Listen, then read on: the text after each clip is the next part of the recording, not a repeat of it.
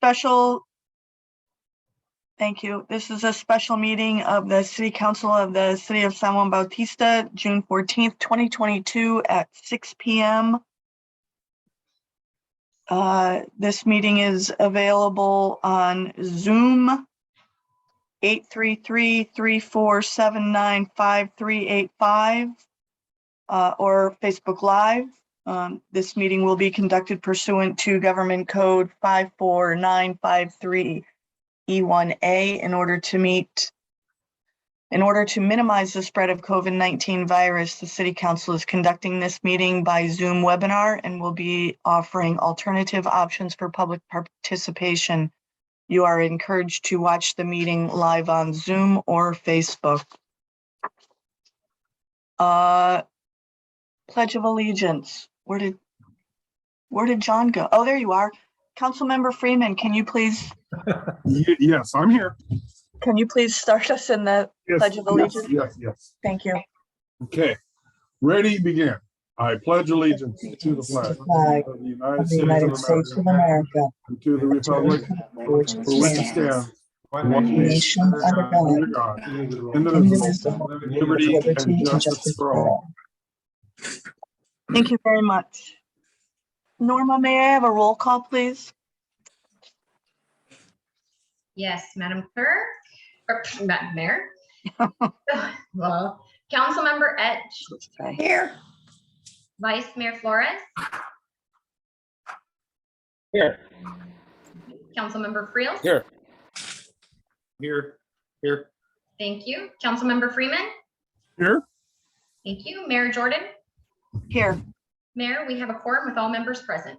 Thank you very much.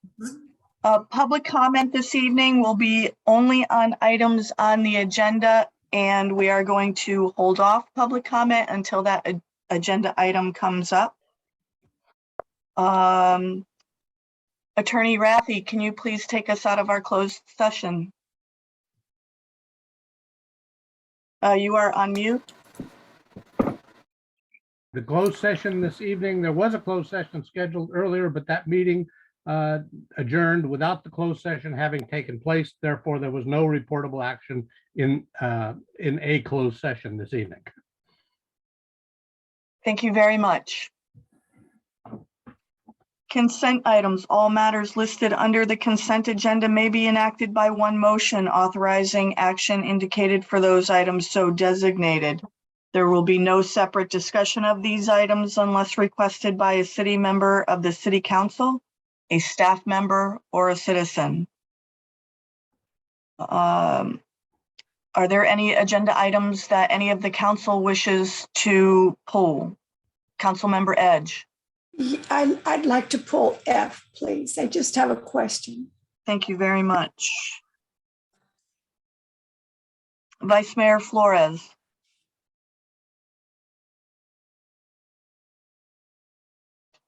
I have none. Thank you very much. Councilmember Friels. I don't have any, thank you. Thank you. Councilmember Freeman. No, not at this time. Thank you very much. Are there any members from the public that wish to pull an agenda item? We do have two hands raised, so I will bring them in and we will see if this is raised.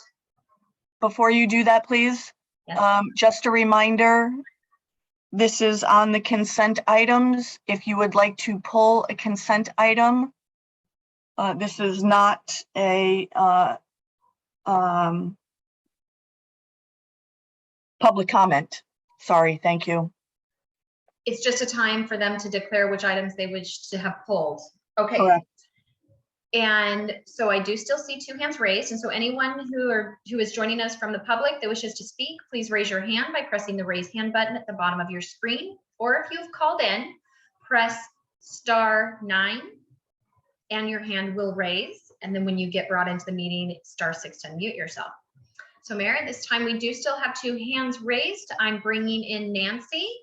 Nancy, you have joined our meeting.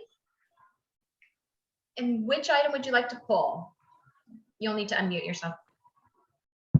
There you go. Welcome, Nancy. Please state your name for the record. We've all said it already. Consent item 2G. I'm sorry, one more time. Consent item G. G, G. G is in golf. Thank you very much. Now do I speak? Uh, Please hold on one moment. Okay. Okay, so I will bring in Celeste. You are brought into the meeting if you unmute yourself. Good evening. I do not have an item to pull, but I do want to ask if there will be a public comment open for public to speak. Not at this meeting. Or This open- is a special meeting, and at special meetings, comments are only on agenda items. Thank you very Okay. much. Thank you. Do we have anyone else? And I do have one more. Oh, wait, Celeste, no.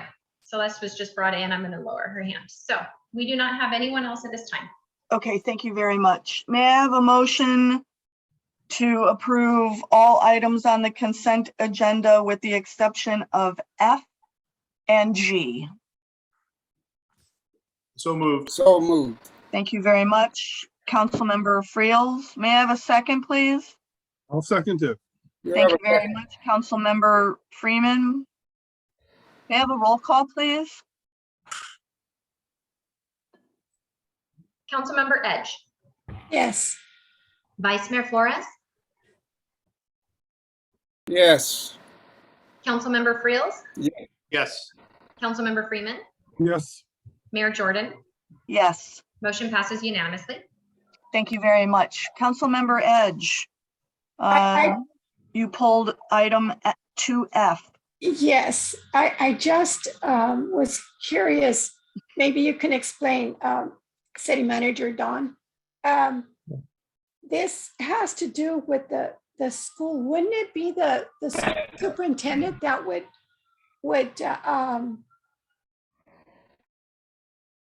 adopt this? I mean, it's a resolution, but why is the city doing it, not the superintendent?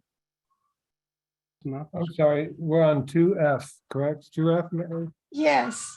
Adopt a Yes. resolution of the City Council of the City of San Juan Bautista making certain findings and determinations in compliance with Section XIIB of the California Constitution GAN initiative, setting the appropriations limit for fiscal year 2022-2023. So Councilmember Edge, Yes. the GAN initiative goes back to 1979 and Proposition 13 and the Jarvis GAN initiative that restricted property taxes from growing at faster than 1% and did a number of other things. I have Wendy Cumming available to speak on this matter as well. Annually, we take a resolution to the council limiting the amount of taxes the city can spend in any given year. So this is a formality required by the state constitution to make sure that we don't spend more than our limit. So before the new fiscal year starts, we have to set that limit and ask the council to approve it. And so that's the purpose of this resolution tonight. And Wendy, if you want to add to that, help yourself. Yes, the state controller's office issues annually the population change calculation along with the CPI changes, and those are the numbers that we're required to factor into our property taxes and our tax calculations of what we can spend and not spend in a given year. Okay, so this has nothing to do with the school district then? No, that's a different, there is a matter on the agenda tonight regarding the school district. Okay. All right. Well, thank you. Thank you for the explanation. Thank you. Do we have any other questions on this item?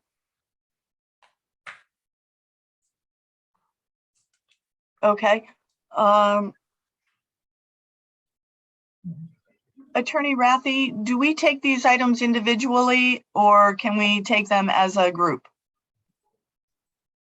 The items on the public hearing, On the consent agenda, do we make a motion on, on the consent agenda, you take them as a group with the exception of the two that are pulled.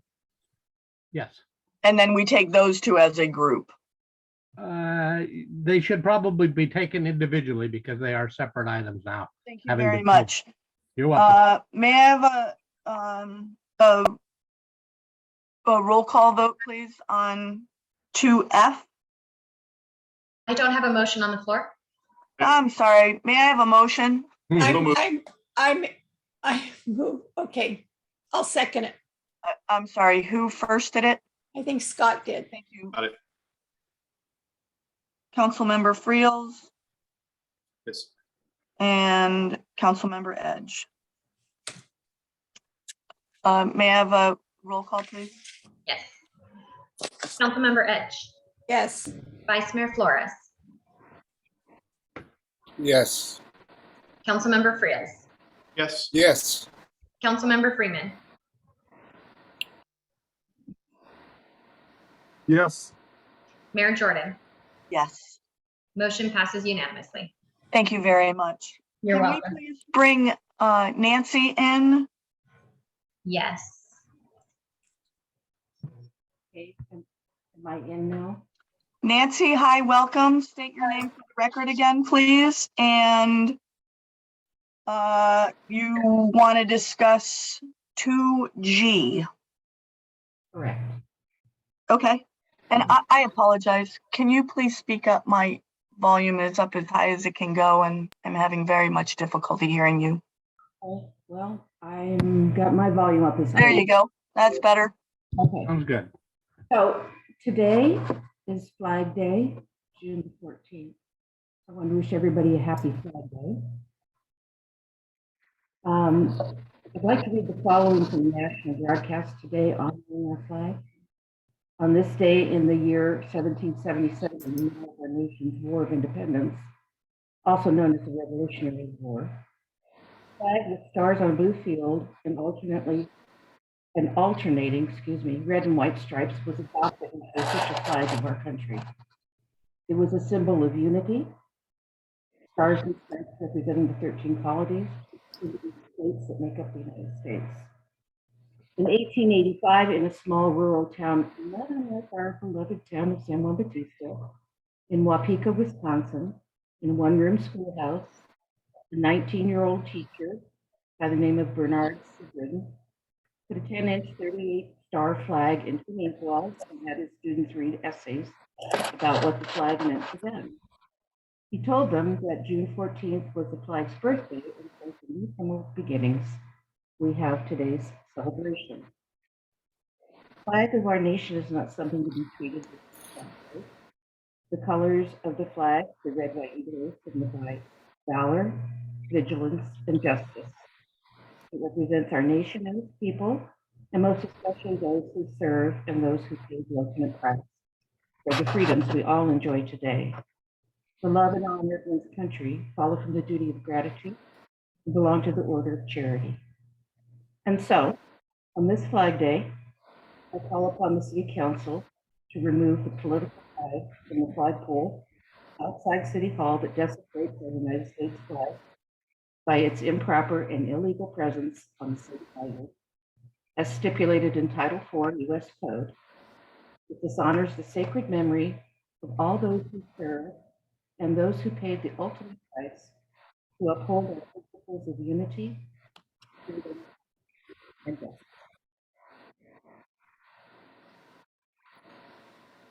Thank you very much. Do we have a discussion on this? You can respond to questions briefly. Yeah, I didn't hear a question particularly. No questions, just statements. Okay. I believe the issue is to accept the holiday schedule, not deal with it specifically. That is correct. That's what for 2G is adopting the holiday schedule for the fiscal year 22-23. Can I have a motion to? so moved. Thank you very much, Councilmember Edge. May I have a second, please? I'll second it. I Thank you very second that. much, Councilmember Freeman. May I have a roll call, please? Yes, Councilmember Edge, Yes. Vice Mayor Flores, Yes. Councilmember Friels, Yes. Councilmember Freeman, Yes. Mayor Jordan. Yes. Motion passes unanimously. Thank you very much. 3A, public hearing items, Valley Vista Landscape and Lighting Maintenance Assessment District. Number 1, adopt a resolution of the City Council of the City of San Juan Bautista confirming a diagram and assessment for fiscal year 2022-2023. And Part 2, adopt a resolution of the City Council of the City of San Juan Bautista certifying compliance with state law with respect to the levying of general special taxes, assessments, and property-related fees and charges. City Manager. Thank you, mayors, members of the city council. The report before you is our annual renewal of the Valley Vista Landscape District, which is a lighting and landscape district authorized by state law to establish, let's see, I'm not muted, am I good? Okay. No, you're good. Okay, just, I'm on, the only one listening to me. As our annual, pardon me, and last year we added a cost of living increase, which was needed to this, as we did the year before, and it caused some attention, and so we hustled and we initiated some community meetings last July 2nd, 2021. We reviewed the status of these funds. It is kept like a checking account by the city on behalf of the residents of the Valley Vista Landscape District. And we collect from the tax assessor their payments into the fund. And then we budget it mostly for landscape services, spend about $15,000 of a $21,000 budget on landscape services there, which is mowing and blowing and repairing irrigation, so forth. At our July 2nd meeting last year, we realized we had a significant savings that had been accumulating in this district. And the council later in the fall agreed to spend $35,000 on some one-time repairs, which included painting and repairing light poles, gazebo, fences, and trimming all of the trees. So the neighborhood does look much better than it did a year ago. And we agreed to keep $30,000 in a reserve account for this district. And right now, that reserve has increased by $10,000 to $40,000. So we have seen an increase in our cost estimates. Back in 2019, it was $19,000. We've seen it grow to $21,700 actual for last year. And then we're projecting about $26,000 this coming year, which is about a $4,000 increase between 21-22 and 22-23. But we're looking at the $10,000 reserve, and we think this year, and rather than having an increase at all, that we can get by and we can apply half of that. Where'd my slide go? Half of that to the reserve, increasing the reserves to $35,000, and then $5,000 to the operational budget to offset the increase in costs. So this year, the renewal of the Valley Vista Landscape District can occur without changing the rates. It'd be $619 for a family home. Those with ADUs pay 1.25, 1.25 of that amount, about $725. So with that, we ask for the council's consideration and vote tonight in support of this assessment. That's all I have, Mayor. Thank you very much. Questions, comments, concerns from the council? Councilmember Edge. Thank you, Dawn. No, I don't have any questions. Thank you. Vice Mayor Flores. No questions. Thank you very much. Councilmember Friels. No questions. Thank you. Thank you. Councilmember Freeman. No questions, but I will comment that the gazebo and the light poles look a lot better. Thank you. Thank you. Thank you. Any questions, comments, or concerns from the public? If anyone from the public wishes to speak on this matter, please use your raise hand feature by pressing the raise hand button at the bottom of your screen. Or for those that have called in, please press *9 on your phone. That will raise your hand.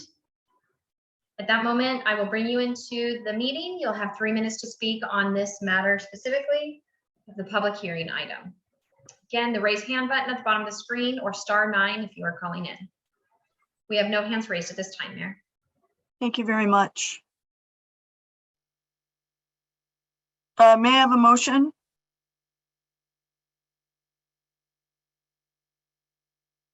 There is no motion. I'm closing public comment right now. Right. Thank you. Where do we go with this? This would, there should be 2 motions. One to adopt each resolution, confirming the diagram and assessment, and confirming the second motion would be resolution confirming compliance with state law. Romanets 1 and 2 on the agenda. Thank you very much. May I have a motion on 3A, please? 3A1. I'll make that motion to adopt the resolution for the city council of the city of San Juan Bautista, confirming the diagram assessment for fiscal year 2022-23. Perfect. Yeah. Do I Thank do you very much. once? Should I I second the motion. Thank you very much. May I have a roll call, please? Councilmember Edge, Yes. Vice Mayor Flores, Yes. Councilmember Friels, Yes. Councilmember Freeman, Yes. Mayor Jordan. Yes. Motion passes unanimously. Thank you very much. May I have a motion on 3A2? I'll make that motion. Adopt resolution of the City Council of the City of San Juan Bautista certifying compliance with state law with respect to the levying of general and special taxes, assessments, and property-related fees and charges.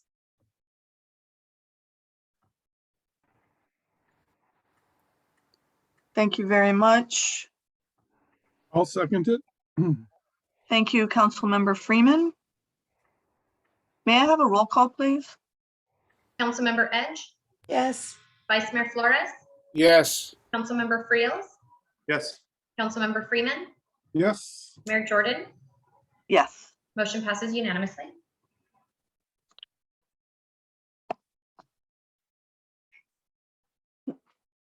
Thank you. If I can pause for station identification for a moment.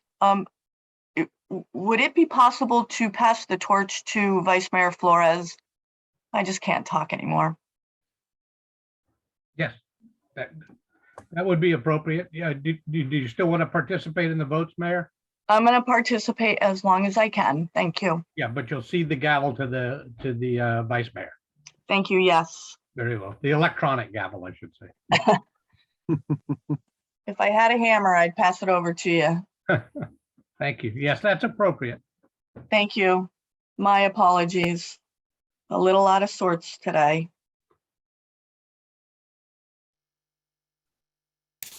Okay, well, picking up the meeting, we go to item 4. There has to be a 4A. motion or anything? No, No. we're good. We're in charge. 4A. We're good. 4A. I'm sorry. Adopt a resolution of the City Council, the City of San Juan Bautista adopting the fiscal year 2022-2023 budget and capital improvement plan. Does anybody need to address that? Yes, well, I will address that. Vice Mayor Flores. There we go. So we are following our budget cadence as it's known, from closing our books in the fall and having our audit prepared for December, January, a review of the mid-year budget. And then April, we provided the council with a detailed status report of how the budget was shaping up for the new year. May 17th, we introduced the budget. We talked about it on May 24th, and we had a town hall meeting on May 31st. So we've had several opportunities for the public to participate in the development of our budget, and I'm presenting what I hope is the final product, and happy to answer any questions on that. So I have about 5 slides. I'll just summarize some of the work that we've been doing. Oh, those were out of order. It was hiding on me. Okay, at the May 31st town hall budget discussion, we don't want to lose ground, and we want to retain staff and services. We know that inflation, we hear every day on the news, is higher than it ever has been for the last decade or so. However, the rate of inflation for calendar year 2022, according to the engineers report and review and report, was about 5.2%. So we're recommending an increase, cost of living increase for staff of 5.2%, and a 10% growth for some of our major contracts. And we provided charts on these major contracts for our water and sewer operations, for our fire department and public safety with the sheriff and private security. Those are our biggest contracts. The fire department is limited to a 3% growth this year, so we only increased that contract 3%.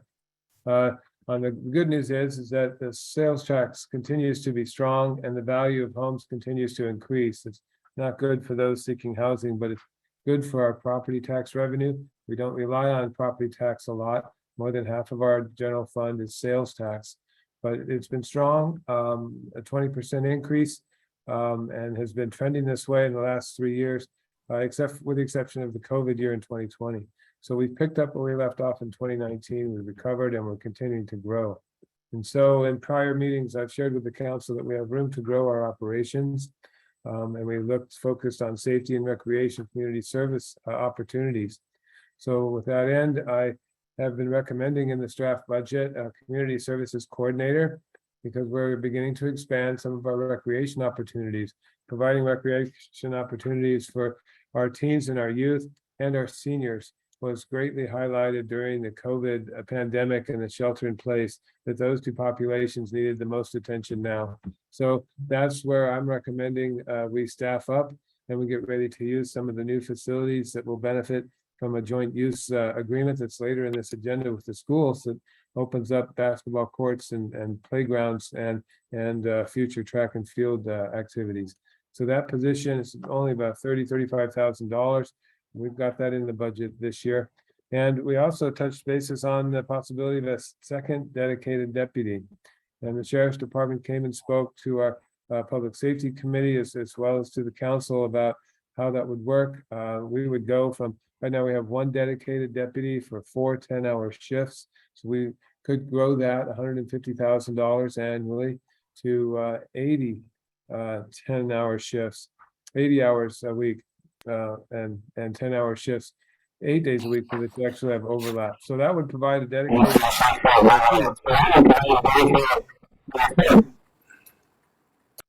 Oh, sorry, so sorry. That would provide a dedicated deputy for the whole week. So with those two items in place in the draft budget, we move on to talk about the 3 major initiatives that we began last fiscal year. We had a $300,000 surplus last year, so we put $100,000 to study our urban growth boundary and sphere of influence, which I understand we had a very active study session last night with our consultant team. Public safety, we had $100,000 set aside. And then the 3rd Street master plan would come as a result of adding parklets to our downtown, changing our street from a 2-way to a 1-way street. And we really needed to study that and step back and think about the infrastructure and the whole design of the street and the impact of 3rd Street changes to the neighboring streets, the 2nd and 4th and beyond.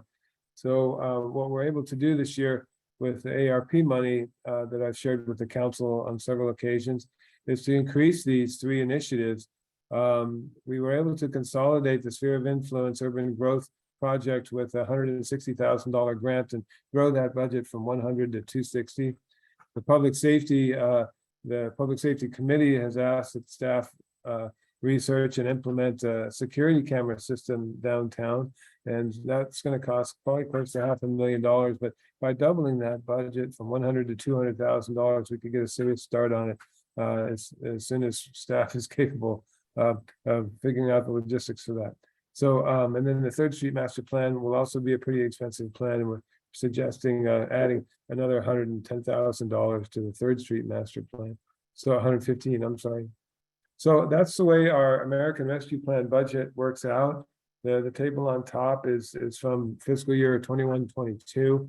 I just received some emails sharing us that the second installment of $250,000 should occur within the next week. So that's great. That would give us our total of 500,000 estimated. And we use some of that money as shown in this table below, 22-23 for business grants. So we use some already. We're asking for a little bit more. New startup businesses, $15,000, increasing the new startup business grants to 35. Reserving $10,000 for homeless programs, and that is mostly in response to the county's request for help funding a homeless coordinator. So that's the money that we've set aside for that, just keeping that in place. They haven't asked us for a contribution yet. They're having trouble filling that position. We last heard, I believe, at the Intergovernmental Committee meeting. Nonprofit grants also gets a bump. That's a category that the council created in January at the mid-year budget review, and asking to add a little bit to that. We had time to look at the joint use school program and talk to 3 vendors who provide fencing. And the fencing would, I'll show the community later in a map. It's about 1,000 linear feet of fencing that protects the buildings while it allows the public to use the school grounds, the basketball courts and recreation facilities. So that was not, 175 was not needed for that. So we're asking that the 75,000 be reprogrammed, and leaving 100,000 for that project.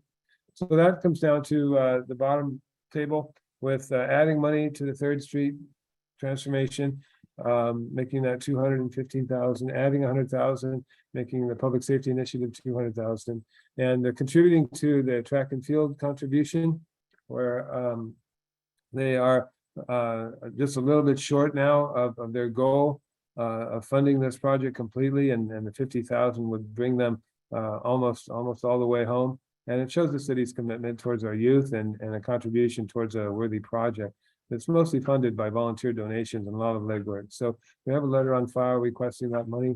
And then we had some conversation about historic improvements, especially to the Jim Jack cabin in the Luck Park historic areas, identification, landscaping, and improvements there. They would enhance the historic improvements there. So in total, as you can see, we get $500,000, and that was the plan as presented now 3 or 4 meetings in a row for the American Rescue Plan budget. So again, in summary, 2 out of our 3 initiatives will be growing $215,000, continue to commit to that, $100,000 for the school joint use plan, $50,000 for the track, and $15,000 for Luck Park. And then moving on to the capital improvement budget real quick. We've spent most of fiscal year 21-22 working on parks. That's where the most noticeable improvements are in our city right now. We spent about $400,000 on Franklin, the park at Franklin Circle, and Rudy Park. Both of those, Franklin Park is now substantially complete. We're simply waiting for a unique dedication bench and some plaques to be made up. We expect them to come the 1st or 2nd week in June. Was an 8 to 10 week delivery when the council agreed to dedicate the succulent garden and the park itself to the community that supported it. And the Rudy Park, we're waiting for the prefab restroom. We've removed the utilities and poured the slab. So hopefully it's just a matter of quickly within a week installing the new restroom, hooking up the utilities, and we'll be ready to go at Rudy Park. So that means it's time to shift. And as our park funds have dried up, we're shifting, and we're seeing that our street budget is able to increase substantially. We were unable to initiate our street improvements this year. We had budgeted $200,000 to start on 7 streets in our pavement management plan. A review of the Measure G funds that are dedicated to streets show that that revenue stream jumping tremendously, because it is also based on sales tax. So we have about $800,000 available to us from Measure G, where last year we only had about 150. And then we have what's known as RSTP funds to add to that. We're about $1.2 million on streets. So this next fiscal year is going to be the year of street improvements. Because we were unable to bid them last year. So we've now identified, and Ned's on the phone, 15 more street projects that we can add to our list for a total value of $1 million in overlay and crack sealing. And what Ned has done, working with Nick and Public Works, is run the camera down some of the utility lines in the streets to make sure that they were worthy of these investments in the surface treating. We didn't want to be investing money in the surface when the pipes themselves may need to be replaced. We also set aside $200,000 for sidewalks, and in the Public Safety Committee meeting last month, we talked about a way of evaluating and ranking our sidewalks, much as the way the pavement management plan has. So it's growing, it's exciting news, and we're using Measure G and Regional Surface Transportation Program funds from the COG to create a robust street improvement budget this year. So these are some of the streets that these are the streets that we're focused on. These are the streets that our prior city engineer identified. On Franklin Street, between 6th and 3rd. On North Street, between 3rd and 1st. On 2nd Street, between Monterey and San Jose. On Monterey Street, between Church and 4th, and Monterey Street between Church and Cemetery entrance. Then the Alameda, the pavement management plan recommends Pierce Street to Highway 156. And Polk Street, and Polk Street is on 4th Street to 2nd Street. So that's right here at City Hall.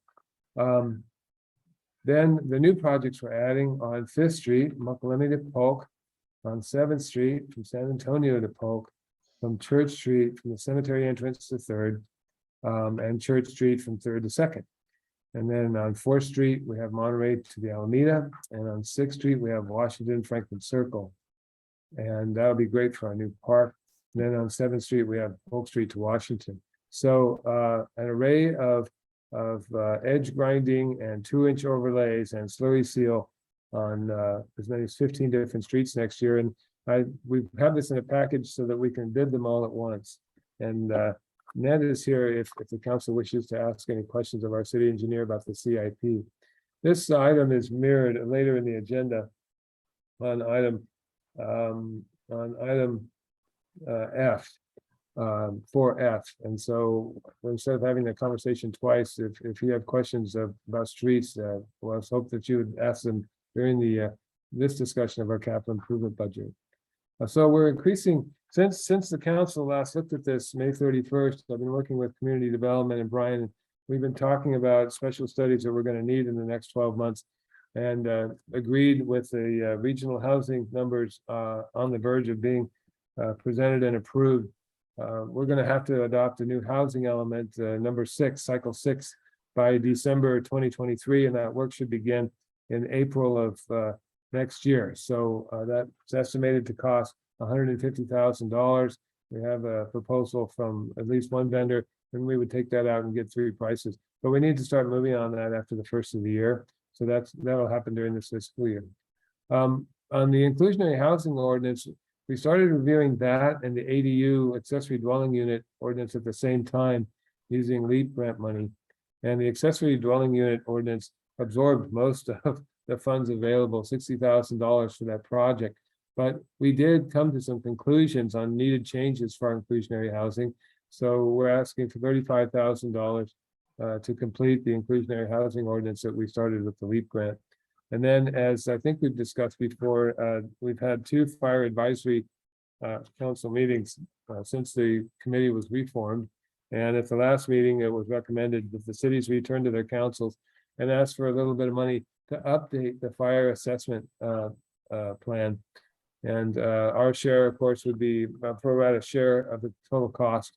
And so we're putting money aside to help pay for the update of the fire services assessment, which may evolve into a fire district. There's a lot of conversation around that I'm sure that the council member Friels and Mayor Jordan can add to that on a discussion of the fire services proposed district.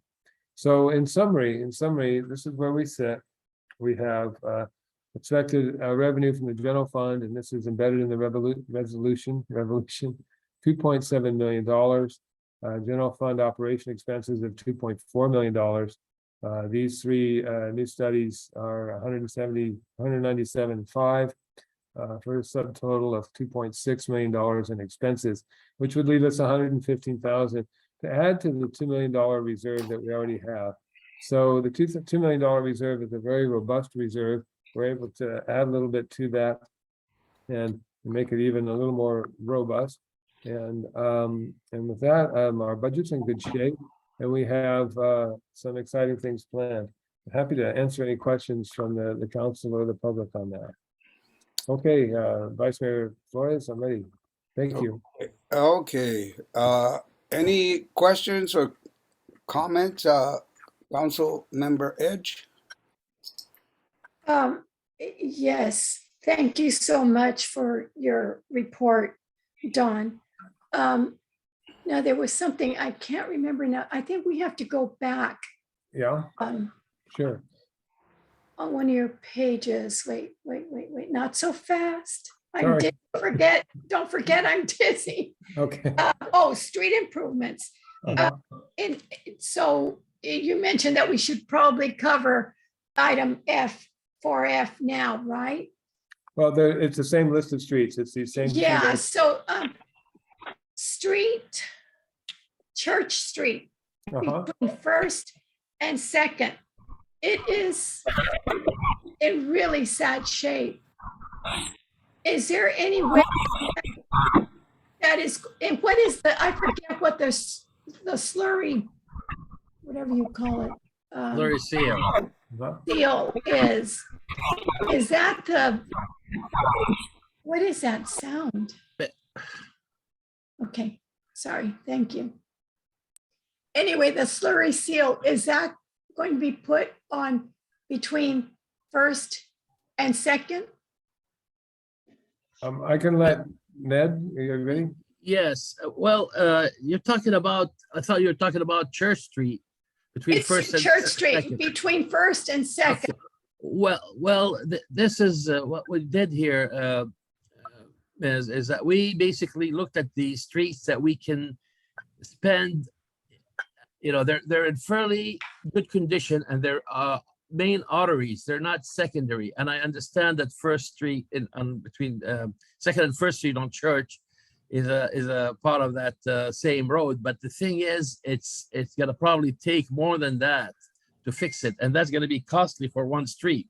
We consider that. So what we're trying to do here is, if you notice the PCI, this is the index for the pavement condition. We try to pick somewhere where we can improve it with the minimum amount of money at this time, and leave the ones that are not as essential or are not as main arteries for later on. It's better to maintain and use preventive maintenance at this time for as many streets as possible. And you could tell it's over 320,000 square feet, which is quite a bit. Right. And we will definitely tackle the rest of the streets, and that's what I'm working on right now. I'm trying to get use the Cal Smart funds available, hopefully, to us. So I'm working on applying for that, and the main purpose of that fund hopefully will be to address the rest of the streets, the city streets. So when you say later on, how much later on? Because it's been like close to 10 years that street it has potholes. You don't even need speed bumps there because you can't drive very fast. And then we get the stuff that they fill it up with. And I haven't been walking lately because I'm having a difficulty with balance, but a couple of weeks ago, we tripped on the stuff that was laid out on there. It is so uneven. And so, I mean, that has been going on for years. The lady that lived on the corner of Church and First, poor thing. I mean, she always complained to me about that. And, you know, she's gone now and it still isn't fixed. So I'm just kind of wondering, when you say later on, how much later on? Later on, from what I could tell right now, hopefully with the budget and this estimate here, of course, is based on what our consultant during the PMP, the Pavement Management Plan study did. basically, I'm hoping to be able to save some money for those minor, I don't want to call it minor, but those other streets that are basically a continuation, for example, of the Church Street, to do this slurry sealing or something that is like a thin overlay, 1 inch instead of 2-inch overlay. So all that to be decided, later on, once we get the, final budget or final estimate and bids in, we'll see if we can add a little bit, do a little change order and add a little bit, which is not gonna hopefully be much, because since the contractor is gonna be working on Church Street, he's gonna be able to just add that at, just a fraction of the cost, let's say, of what would it cost to do it, as a standalone. So definitely, Ms. Eagle, I will definitely look into that when So- the budget is but- approved. Mhm. But do you have an idea when you say later on? Is it This year, two- within the a next 2 22, years? 23 year, that's what I mean. I'm talking How long? about this budget here. How But, much? and that shows their, fiscal year 22, 23. Okay, all right. So I'll Thank you. tackle that That's for what I sure. wanted. No problem. I Okay, will, I made a note here and I'll actually take a look at it and see if maybe we can squeeze it in if it's not that big of a deal. But I recall it was quite expensive, from the cost estimate we got from the consultant. okay. Thank you so much, Nadel. You're welcome. Okay, Thank so you. going back to Dawn now. On your budget, it's very well done, Dawn. Thank you so much. I know you've worked very, very hard on this. And, we're talking about hiring another deputy and hiring someone else for the community service coordinator position. But, and this is a difficult question, I think, for you. How confident are you with the path that our economy is going right now? I mean, things are not looking all that great. How confident do you feel that we're going to be able to handle hiring these extra people? Thank you, Mary. That's a fair question. What we're looking at overall this year is about a $500,000 excess of revenue over expenses for the current fiscal year. And that's a lot of money. And so rather than considering new programs worth $500,000, new operations, I should say, what I've done is I've tried to separate and have a smaller operations commitment of 30,000 for the community services coordinator position and 150 for the deputies, 180 of the 500,000. And then those one-time studies, we get them done in a year and we have that same revenue stability as we've had for the last 2 years. I'm confident that gives enough cushion. So this is 180,000 committed to our operations when we could have committed as much as 500,000. So that's where my conservative measures come in. Wendy has her own conservative calculations. And you're right, I have seen some especially conservative estimates on the economy is to not take any big chances. So in my best estimate, I thought $180,000, 200,000 out of $500,000 surplus was a fairly conservative estimate. Okay, thank you. And then going back to the parks, what is holding up? Why is there a chain link fence around Franklin Circle? When we ordered the benches, we didn't order them until March, April. I think we just agreed upon which benches to buy with the architect in April. And we found a 10 to 12 week logistics issue in getting those benches delivered. So that's unfortunate. The wait was also required to allow the plants to mature before the park is used. So it gives a chance, a couple months for the plants for their roots to settle in and for them to become strong before the park begins to be used. So that's where we're at. It's unfortunate. I was hoping the benches would be here. We would be doing our dedication, but they're not. And so until the benches and the barbecue and the other furniture arrive. We've got a fence around it. Okay. Okay, And thank then, you, Don. Can we get I'm back not to the just- issue, please? While we're going off on tangents there, I don't. we're gonna no, I adopt a have resolution on the budget and capital improvement. I have questions on the budget. That's what I'm doing. I'm asking questions on the budget. Isn't that what I'm supposed to do? Yes. Okay, thank you. So, and then, when you said that the new community service coordinator, they would start mid-year. Is that this June or? No, mid-year is closer to the fall. Okay, that's what I thought. Because we need time to work things out with our partner, the school district, and to get fencing installed and so forth. So, Okay, and I need a couple months to get out to bid for the acoustics on the community center, community hall. okay. Thank you, Don. And just one comment. I would like to see you hire within the San Benito County, somebody that lives within our county. You know how I feel about that. Thank you. Thank you so much. I'm Sure. done, Mr. Vice Mayor Cesar Flores. Thank you. Thank you. Thank you. How about Scott Friels? You have comments or? Yeah, just a couple questions. I just looked up the inflation rate. It's 8.6%, the highest in 40 years. So I totally understand Don bumping up the salaries. I asked for Church Street between First and Second last year, and we still didn't get it. And I even asked for Fifth Street if we were going to get that one around Fifth Street between Mission and I understand the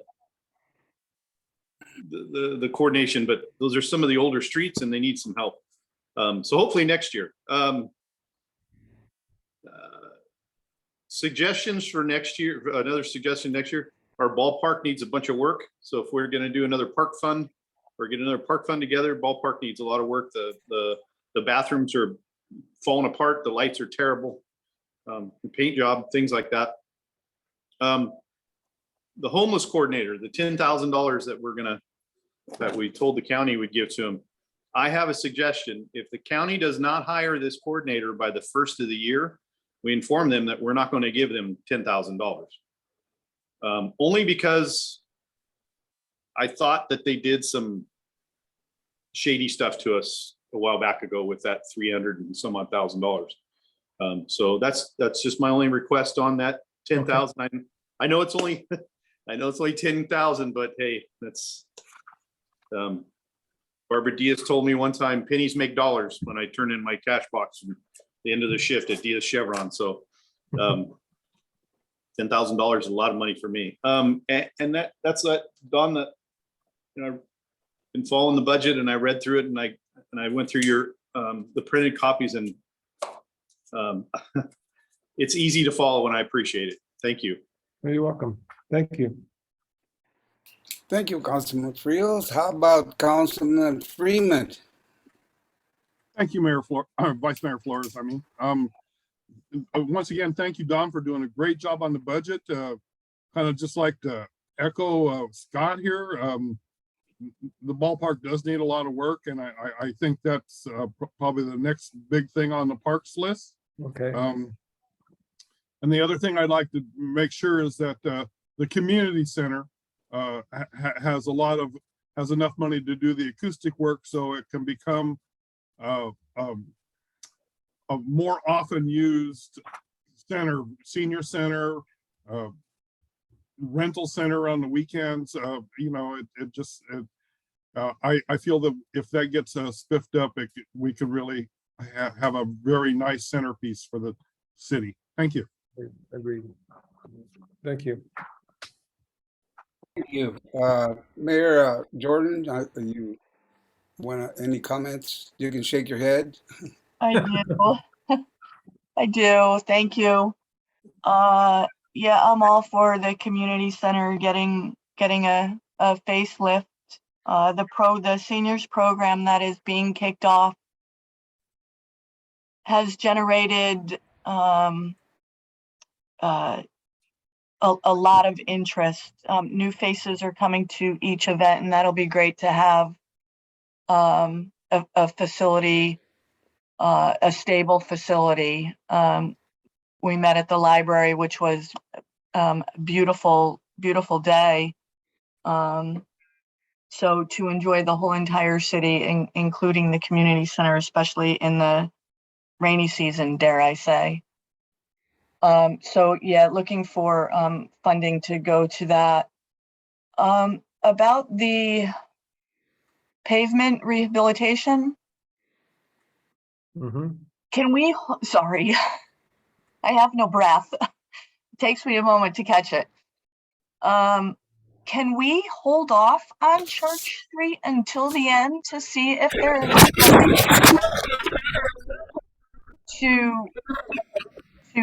maybe get to the end of it, to get between Second and First Incorporated? Just a suggestion. And yay, well done throwing Polk in there in front of City Hall. I don't think it can fit one more patch.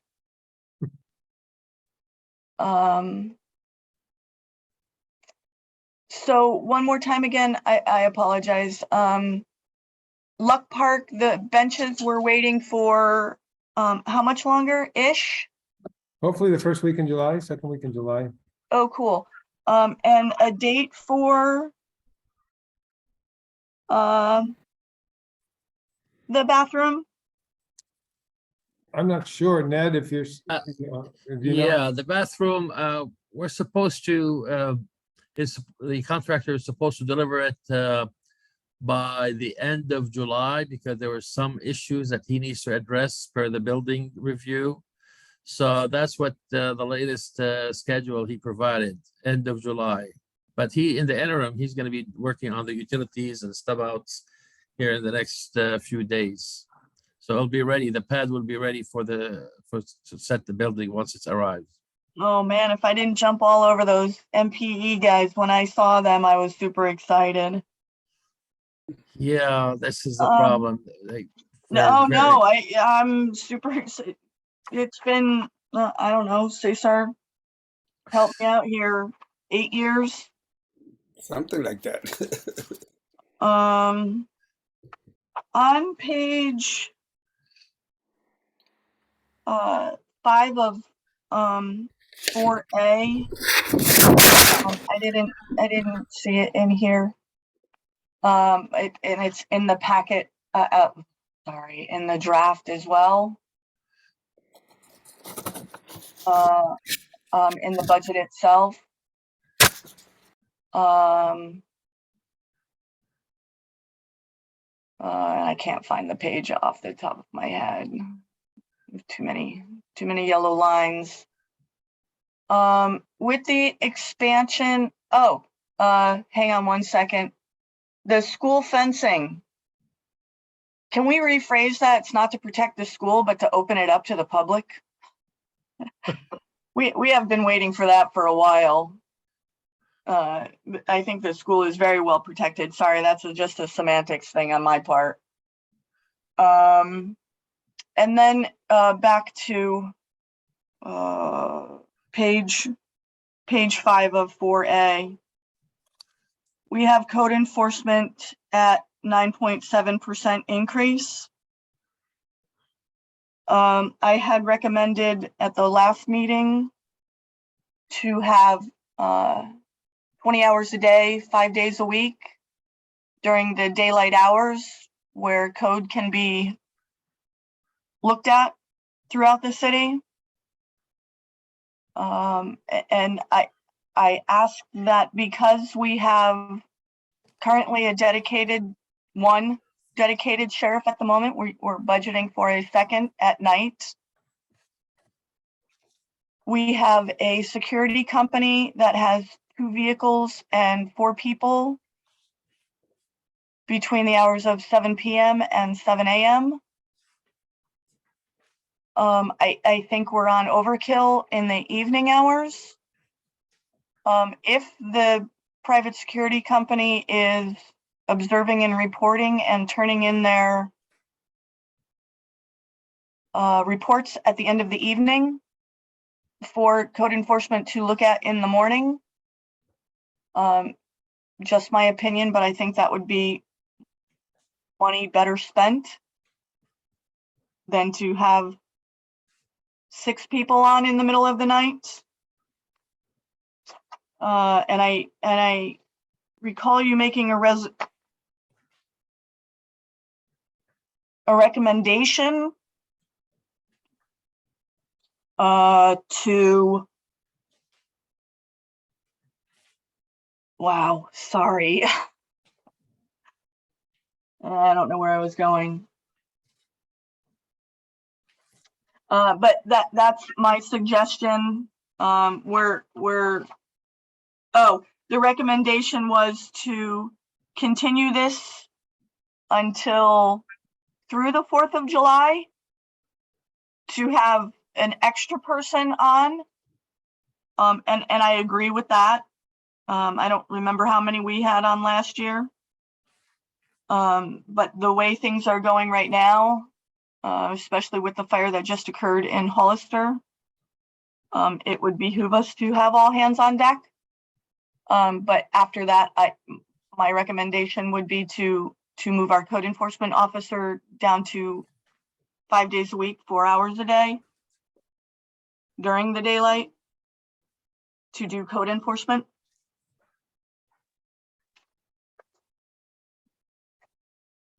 So I don't know if that will lower the 9.7% increase. I'm just at a loss on where that's actually coming from. Thank you very much. Go ahead. I'm sorry.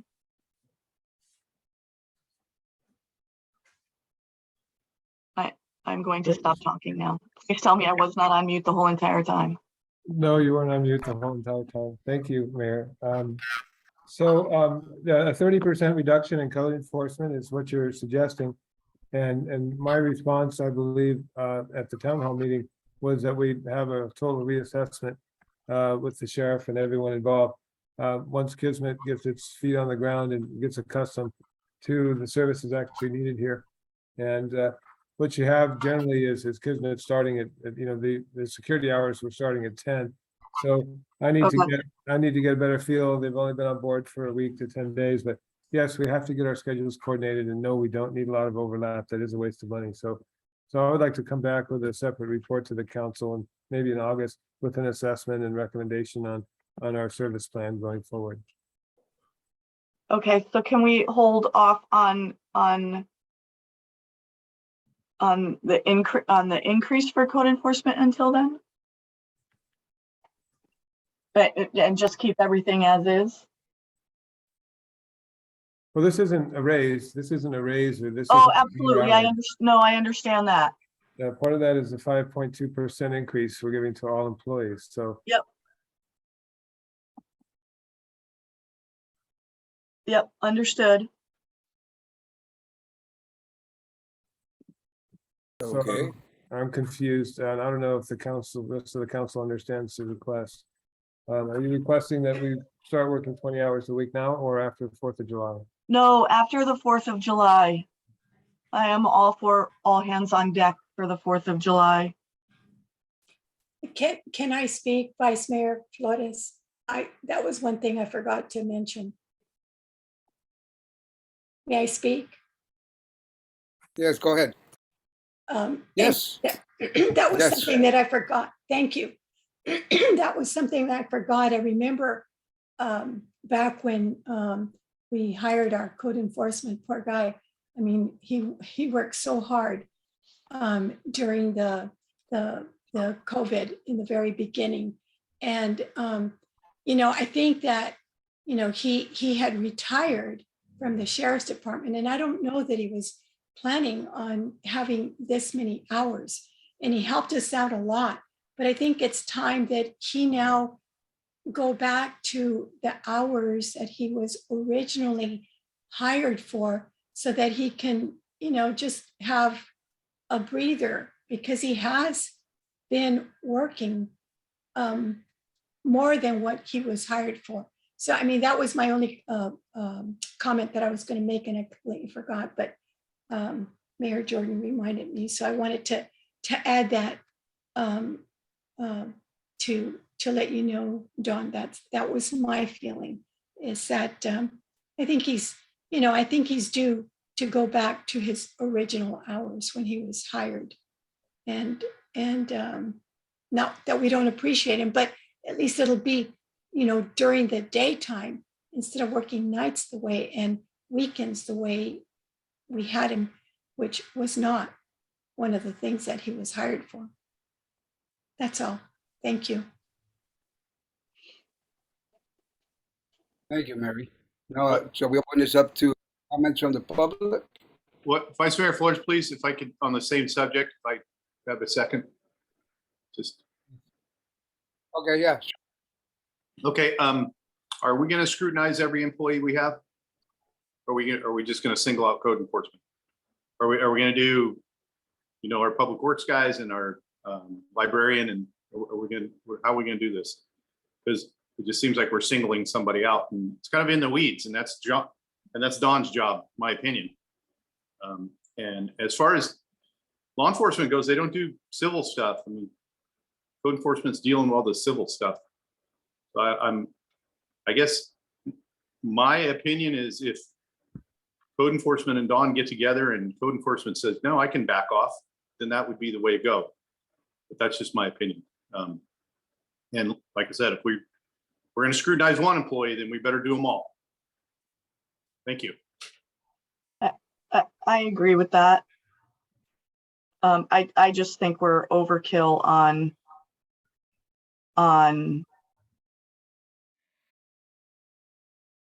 our nighttime shift. We have 5 people on now. 6.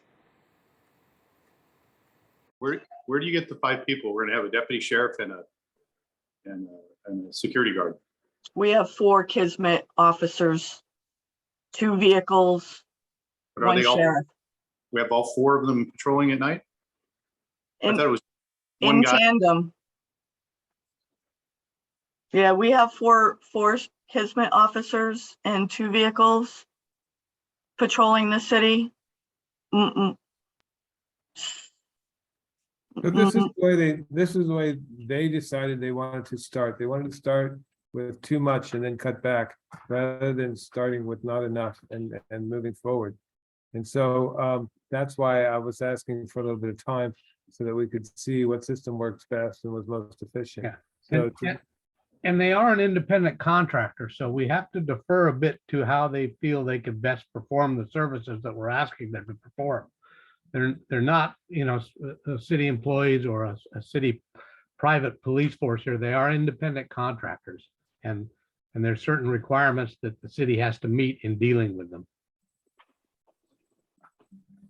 So we're working with a budget, not to exceed number that is within our budget, which is right where we were with our previous provider, who was providing 1 officer for that same amount. So I don't see from strictly a cost perspective. I think we have it in the budget that we can work with this and massage it till it gets right. It's not right. I know it needs improvement. So I agree with you. Thank you. Okay, can we open this to public comment? Anybody out there? Yes, thank you very much, Vice Mayor. We do have someone with their hands raised right now. I will work on bringing Nancy in. And in the meantime, if anyone else in attendance would like to speak on this matter, you can raise your hand by pressing the raise hand button at the bottom of your screen. Or if you've called in, press *9 and that will raise your hand. Nancy, you should be coming in about now. And if you unmute, your 3-minute timer will begin. Okay. I don't frankly even know where to begin on this whole conversation, but I do want to follow up on Councilman Edge, Friel's, and Mayor Jordan's concerns about the budget. All I can say is I am astounded at the amount of money that we are spending in a tiny little town like San Juan Bautista of 2,000 residents. It's amazing. And it seems to me the priorities are all over the map. One thing that really pops out that Councilman Friels brought up, I believe, was the condition of the bathrooms and the fields, and Councilman Edge brought up the condition of the roads. And Attorney Raithy, I think you would want to be right on top of a risk assessment to see where our liabilities go. I mean, one liability lawsuit and you wipe out the entire city budget. I think you might want to take a look at what items really need to be taken care of and really need to be assessed and brought up properly so that we don't have those risks. I'm just astounded at the cavalier nature of how you, city manager, are proposing to spend taxpayers' money. I mean, we are all hardworking citizens. We work for budget. We have to stay to our budget. And you are increasing salaries for staff. My goodness, we have, as Councilman, Councilman Friels brought up, we've got an almost 9% cost of living increase in terms of just inflation. Nancy, you have 1 minute remaining. If you quit interrupting me, I'll just keep talking. Thank you very much. And, you know, those who are out there who are actually increasing and contributing to the revenues of the city, which would be the people who are working in the restaurants, the clerks in the stores, are they getting a cost of living increase? I don't think so. Those are the people on whose backs we're depending to pay for these programs that just seem, in many cases, superfluous. A community service coordinator that's going to start in the fall when the kids go back to school. Does this make sense? I have just a lot of questions about this budget. $150,000 in just studies? What are the studies? That's not even having anything of value at the end except a study. Okay, thank you, Nancy. Your 3 minutes is up. If there is anyone else in the audience that would like to speak, please raise your hand. Thank you. I do see someone here. Jackie, I'm bringing you in. When you unmute yourself, your 3 minute timer will begin. Yes, good evening. Thank you. Thank You're you, welcome. Mayor. Thank you, Mayor, and thank you, Clerk, and everyone else there. Yeah, I kind of jumped in a little bit late, just got off of work. And so I'm looking at the budget, and the thing that jumped out at me is also the size of our town and the staff that I know we have and what I see around the town and what's being done. It just seems like 5.2% of a COLA cost of living increase just seems really out of balance with what I know to be our town and our city staff. I'm not sure where that percentage came. I know that our city staff, we have been getting some money awarded through the COVID funding, the emergency relief funding. So I'm not quite sure how the cost of living raise was brought up to that percentage. And I know that cost of living is different than merit raises. So I'm wondering if any of these cost of living across the board employees, which I'm assuming is all, maybe it's not management, maybe it is, whether or not there were merit raises as well that went along with this cost of living. It just seems in the times that we have, and the discussion is always about being fiscally responsible, mindful, the size of our city, it just seems like an awful lot without, if we're not even having some reviews. I know there's separate issues, but also I'm just wondering if there's been any merit reviews and where did the 5.2% come from? It seems like an awful lot at this time. Thank you. Okay. And at this time, I do want to note to the council that we do have a hand raised, but it is by Nancy, who has already spoken and has her 3 minutes. There's no one else in the audience who has their hand raised. So Vice Chair, however you would like to move forward. I'd like to move forward with entertaining a motion to pass, to adopt the resolution with some of the changes or proposed changes, if they're acceptable to the city manager.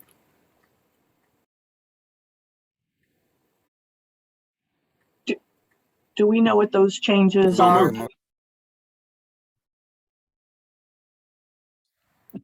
I did make notes. The Did the you, most important- the most important Don? takeaway I have, Vice Chair, sorry, I didn't mean to cut you off. The most important for a takeaway that I have is to reassess our public safety costs and see if there's ways to make that more efficient. Once we iron out all the wrinkles in our scheduling and our plan, see if we can make that more efficient. Come back to the council in August with a recommendation to see if we have cost savings there that we can implement sooner than later. Is that enough information there? If nobody minds, if we can hold Third Church Street to the end of the pavement to see if we can squeeze out a couple of dollars to go all the way to the end. No, I do not live on Church Street. You can actually put it on 4F. That would be the way to move it there. Okay, Address it with 4F. thank you. How's that? May- All right, may well, I- we'll still have a Sorry, motion. never mind. Sorry, go ahead. If I may interject, I didn't raise my hand. This is again Nidal Sambori, the city engineer. Right in the middle of a motion. Yes, sorry about that. That's okay. I'll hold. Okay, I move we do accept. we have a motion? I move we accept the budget with the rider from Mayor Jordan. Hold off on Polk Street, see if we can do it in its entirety later on in the year. And I'll second that. Church Street, sorry, Church Street, thank you. I'll second that. Yeah, motion and a second. We have a vote. Yes, thank you, Vice Chair. Vote is for Councilmember Edge, start. Yes. Vice Mayor Flores, Yes. Yes. Councilmember Friels, Yes. Councilmember Freeman, Yes. Mayor Jordan. Yes, Motion passes unanimously.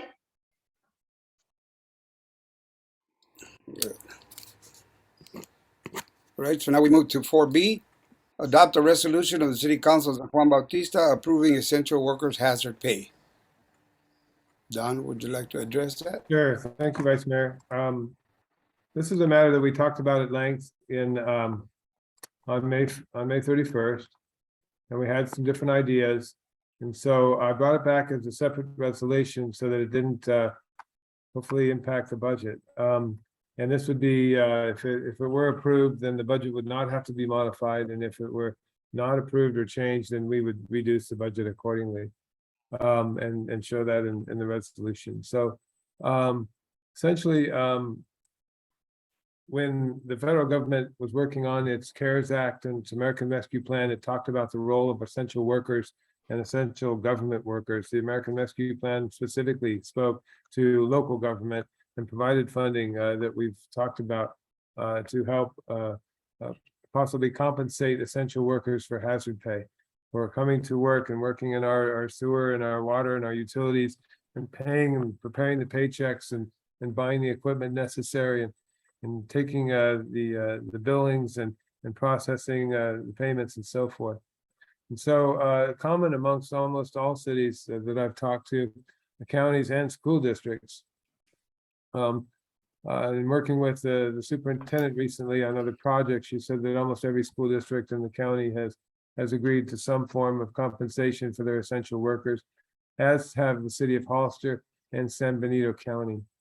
They have all agreed in April to compensate employees that worked during the pandemic. Hollister and County are paying more than $2,000 apiece, and San Juan Bautista has not offered anything. City utilities and City Hall remain available to the public. Obviously, city workers repurposed. The library was closed. The part-time workers did not work. The librarian went 20 to 30 hours, and we used her services to help with our public information officer and other work. So that was very important to our response, keeping the public informed. The same as was previously mentioned with code enforcement was increased to 30 hours per week and helped enforce our codes and deliver services. Started the whole program with the yellow and red signs in the windows, a number of things that they stepped up and did that they wouldn't have done if it weren't for the pandemic and emergency. And working with my cohorts in the city of Salinas and talking to their HR director, that these stipends, one-time stipends, range from $800 per employee to as much as $10,000 per employee. And Salinas, Hollister County, are right around $2,000. Salinas was at $2,000, Hollister County was a little higher. So what I recommend and recommended May 31st and reinforced in this presentation tonight is $2,000 for each employee that worked during the pandemic, March 17, 2020 through June 15, 2021. Total of 10 employees, which include our two part-time code enforcement and librarian, and then 8 full-time employees. And the total cost across all of our funds is $29,500 for that. And so I brought this back in a separate resolution, Vice Mayor, for the council's consideration tonight as item 4B. So with that, happy to answer questions or entertain a discussion. Councilmember Edge. No questions. Thank you. Thank you, Don. Councilmember Frios. No questions. Thank you. Councilmember Freeman. Yes, I have a few comments. I do think this is of value. Several of our employees did catch COVID during the 2 years that it was rampaging, and it's frankly still rampaging. And they've had to work with the public during those 2.5, 3 years now. And I think an extra hazard pay, and it is hazardous dealing with the public during an pandemic. It's well deserved. So I'm in favor of it. Thank you. Thank you. Mayor Jordan. Thank you. This is not unlike all of the grant money that we have been working so tirelessly for, not me, you, Don, to get for our businesses so that they can stay afloat and continue doing what they do. So I'm in. Okay, thank you. Comments from the public? We do have a comment from the public. It's okay, I'm going to stop. Oh, thank you, Don. Nancy, I'm bringing you in to speak. Once you're unmuted, your 3-minute timer will start. Once you're unmuted and you begin to speak. I'm starting. Okay, thank you. I'm looking at that graphic. Oop, it just went away, so I can't see it now. But the first thing that pops out to me is to Don, please explain the math to me. You have 10 employees at $2,000 a piece, and that equals $29,000. That math doesn't work, A. And B, who are these essential employees? I couldn't agree with you more. To my mind, essential employees are those who provided direct public services. Yes. And those who went to work every day to provide, once again, the taxes for the city to spend at will. So who are these 10 employees and what did they actually do during the pandemic? I understand there were some. And please explain to me the math, 10 employees equal at $2,000 a piece. equaling $29,000. It seems to me, you know, and I don't know that anybody else is listening because I seem to be the only one making comments. But it seems to me that the mismanagement of the budget is a huge concern for this tiny town. We have 2,000 residents here, and we're running it like New York City. I mean, I'm a hardworking person. I work for every penny that I get. I pay my taxes. I'm looking at the way this money is being flagrantly spent at a time when we have increasing costs, rising inflation, and we're just turning around and spending all of this money. I say, spend the money on the things that absolutely need to be done, like the roads and minimizing our risk and exposure for legal liability suits, like bathrooms that don't have proper lighting, that are public bathrooms that people can go in and out of. If we have one lawsuit, Attorney Rathie, you can point out one lawsuit is going to wipe it all out. I think it's very egregious, and I think it's just not good management.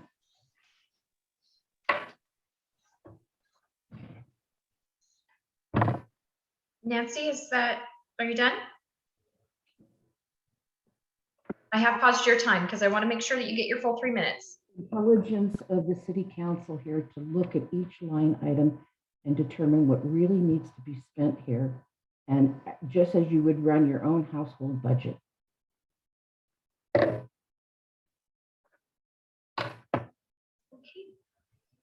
Thank you. Anyone else who has joined us this evening that wishes to speak tonight, please use your raise hand button.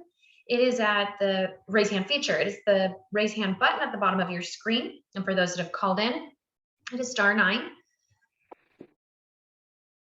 Vice Mayor, we do not have any other hands raised at this time. Thank you so much. The chair will entertain a motion to adopt a resolution of the City Council of San Juan Bautista approving essential worker hazard pay. Do we have a motion? So moved. We have a motion. Do we have a second? Second. We have a motion and a second. Can we call for a vote, please? Roll call. Yes, Councilmember Edge. Yes. Yes, thank you. Vice Mayor Flores, Yes. Councilmember Friels, Yes. Councilmember Freeman, Yes. Mayor Jordan. Yes. Motion passes unanimously. Thank you. We move on to 4C. Adopted a resolution of the City Council of the City of San Juan Bautista authorizing the city manager to execute a license agreement with South Valley Internet, Inc. to place communication equipment on the city's water tank for the transmission of communication signals, providing a new source of internet access for the community in consideration for free internet at 7 cities facilities. Thank you, Vice Mayor. We have some comments on that. Yeah, thank you, Vice Mayor. The council had asked me after a presentation from South Valley Internet about their balanced access program to bring back a resolution that would help this program grow, especially balanced access. It's a nonprofit that is spun off from South Valley Internet, Inc. that provides internet services to Morgan Hill north of us and would like to expand to our city. So after our agreement was executed with Etheric to use the water tower, the owner principal came forward with her presentation, provided the council with a hard copy of the equipment to be installed and the principle of serving every child in our community for free if necessary at 100 megabytes per minute of internet service with the full support of the schools, of course. So that's the nature of this proposal. We took the same license agreement we used with Etheric. We modified it for this agreement. And it's just, it's interesting because the real benefit to the community is getting the children access. And I believe Rotary and others support the idea of the balanced access. There is a local member from Rotary that's on the board of balanced access, who's highly regarded in this community, I think. And so the council was in favor of moving forward. Originally, it was a $1.2 million investment that they would be making in the city. In the staff report, we noted that cost has come down to $690,000. It's still a sizable investment. To use the property actually in front of the tank, as shown in the 14-page document that she provided to the council, and we attached to the agreement. So the agreement is 5 years with 5-year extensions. And what we're asking the council to consider is free use of our property in exchange for providing as much as 1 gigabyte of service to 7 different city facilities services. So the city hall and fire department, for example, 2 different services here at this building.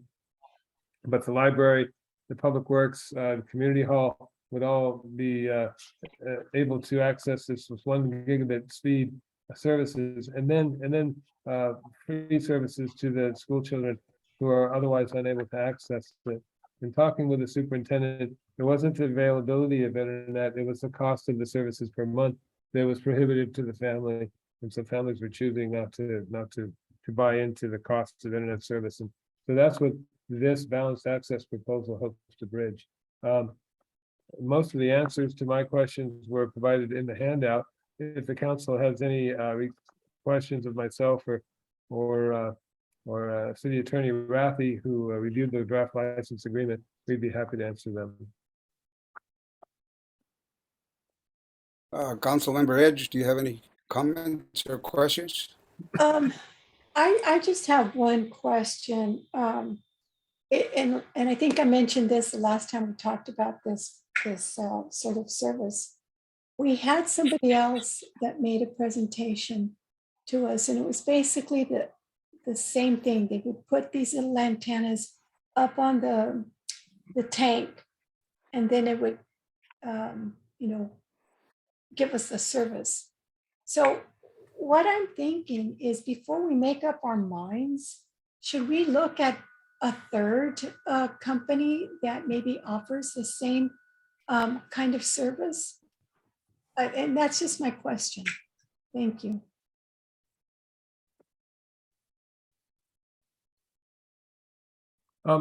In general, Okay, any competition's good, generally speaking.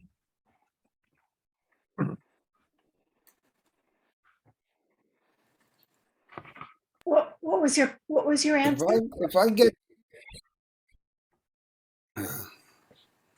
If I got this correct, these people are tied in with the access committee with Rotary, which is tied in with the school, and I know Rotary met the commitment of raising $40,000 to be able to get a 250 grant, and that's all going. It's all part of that, that machinery going there. So, yeah. Any more comments, Scott? Yeah, I'm curious, how did it go from over $1 million down to 690,000? Don, do you have any idea why did they find some used parts laying around or something? Yeah, eBay. I'm not clear on that. I did share the report and the resolution and the license agreement with them. They did make several revisions, and that was one of them.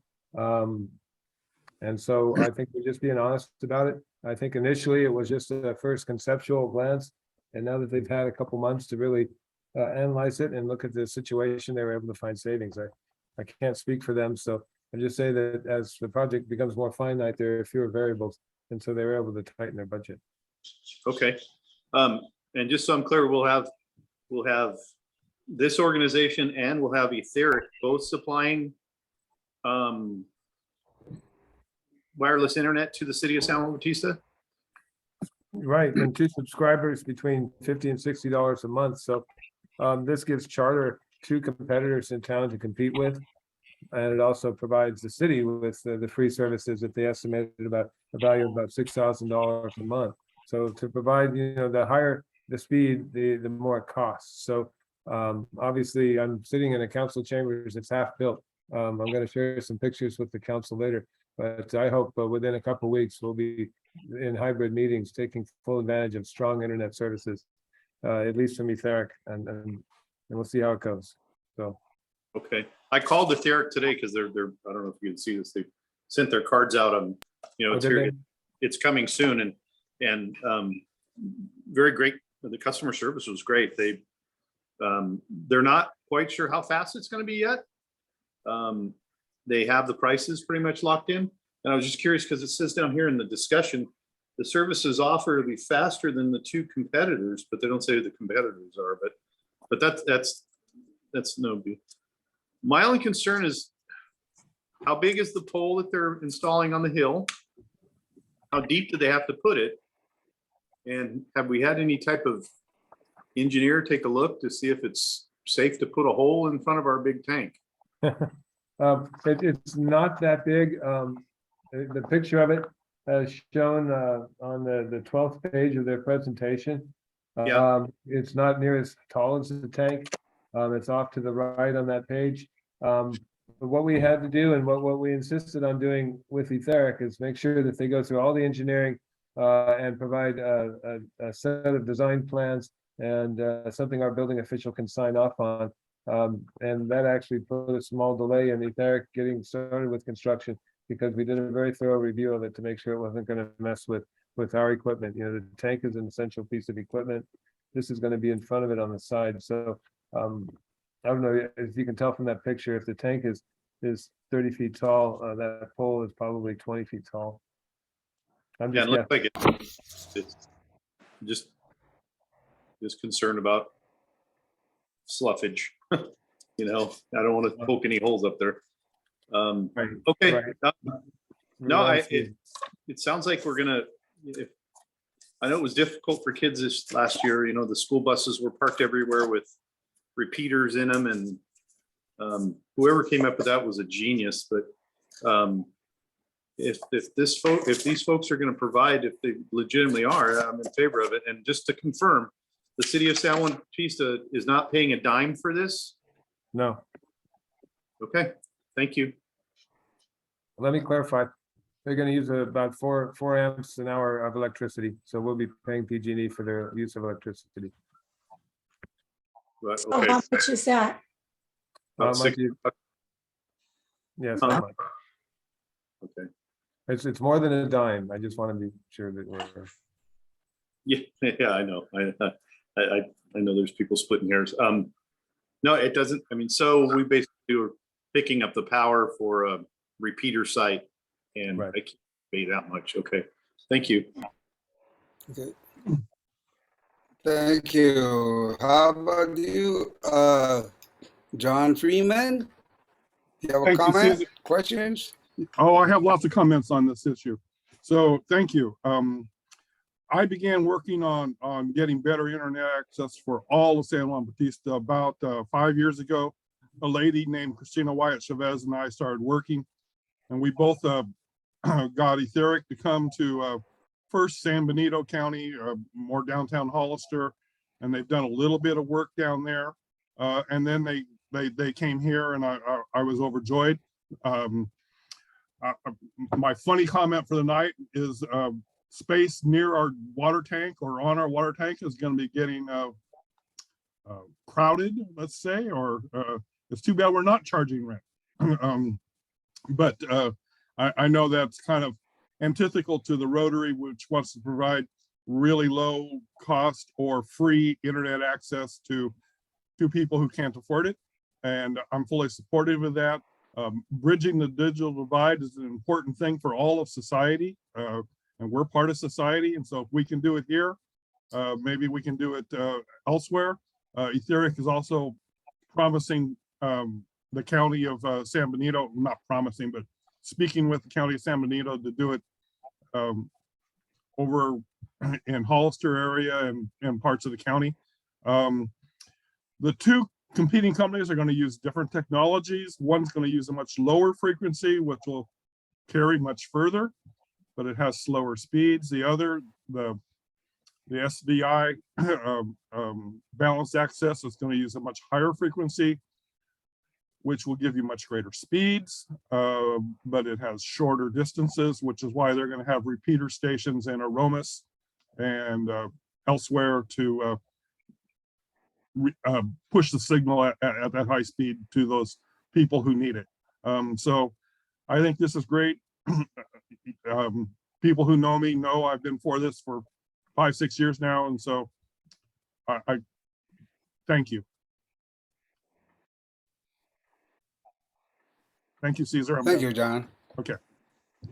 Well, all your work is finally paying off, John. Thank you. Okay, we'll open this to public comments. Public Thank you. comments. Yes, thank you, Vice Mayor. Nora? Oh, I'm sorry. I'm sorry. I forgot the mayor. I'm sorry. Sorry, Mayor. You have a word? That's okay.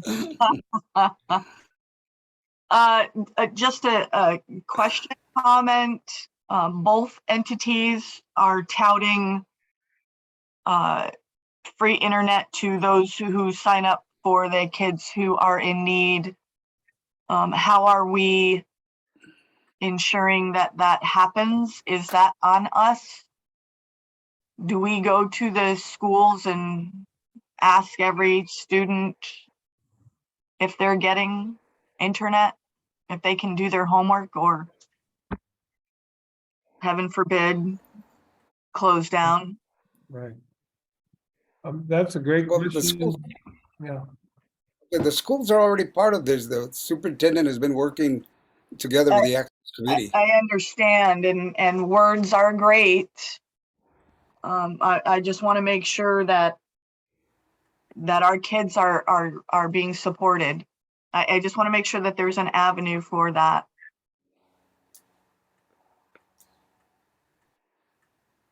So my goal in attaching this proposal was to make sure that she lives up, the South Valley Internet lives up to their promises. And that's not, I wasn't really comfortable with the idea because of the lack of accountability. So we should be working closely through our representative on balanced access to make sure that they're comfortable with the services they're providing. They should be open to public records, and we should be able to inspect their services. Bob, correct me if I'm wrong, they're a nonprofit, and we're basically becoming a stakeholder. Balanced Access is a nonprofit, yes. Yeah. Okay, thank you. Now we'll open it to public comment. Thank you, Vice Mayor. We do have someone from the public who does have their hand raised. And in the meantime, if anyone else would like to speak on this matter, please use the raise hand button at the bottom of your screen. EJ, I am bringing you in. If you unmute yourself, your 3-minute timer will start.